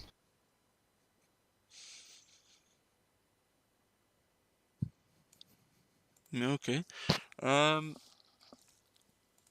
to think back on a race where a lot happened. The three of you, you, Grant, and Vadim, I believe it was early on, were having a ding-dong battle. Looked like you were doing everything between the heaven and the earth to try and overcome one another. Was it as hectic in the driver's seat as it looked from the outside? Yeah, it's so tight. Just even getting close behind somebody, you start losing your braking points and your perspective of your turn-ins, and so everything gets more challenging. So it gets even tougher when you try to make a move. Finally got some clearance there with the slightly later pit strategy on the first stop, but cold tires. I gave it a little bit of extra, but obviously not enough there. So had a little.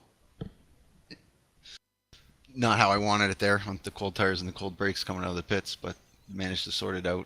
And then we had like back and forth at least a bunch of times between Grant and I. It was it was quite a fight. Yeah, and that was that side-by-side action for what was almost a full lap was really exciting to watch. Was that sort of I suppose one could say, the moment you needed when he, like early on, this is like the second stint where, as you say, you came out of the pits cold tires and let him by, and then the battle took place, and then he, I believe, hit the barrier on the inside in the chicane, second to last turn. Was that like the opportunity you needed to also save a little bit extra fuel to be able to make it when then the yellow came out later on? Well, yeah, from that point it was looking great because it was kind of lining up with the pit timing that I had planned. But as soon as that caution came out, that threw everything out the window. It was just a touch early to be inside the window, but close enough that he was going to try to stretch it. So missed going in right off the caution, which turned out to be a good thing because I got to go around another lap. But put us back in the pack a little bit, Grant and I. But knowing that the other guys had to stop, it was just a matter of time until they had to do their stops, and then it was going to come down to which one of us had fuel left. Yeah, that sounds fair enough. Considering your success here at Meadowlands, we have Long Beach coming up next. How do you rate your chances around that slightly wider street circuit complex?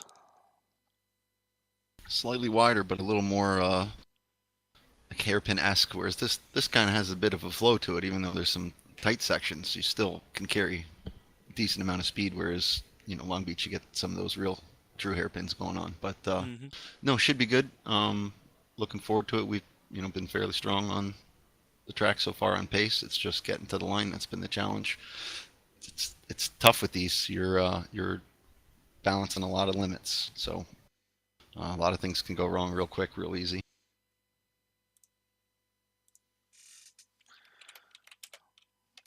That sounds like a fair call, I suppose. congratulations once again on your win here and for being able to bring the car home despite the, as you say, relative closeness of the fuel, shall we call it? Oh yeah, no, it was probably minus at least a half a lap while Grant and I was still going at it there. So it was it was fumes for sure.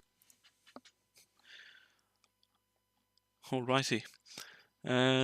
Joining us in the booth as well is hey Lucy, is Tiago Canola. Ryan, take it away if you wish.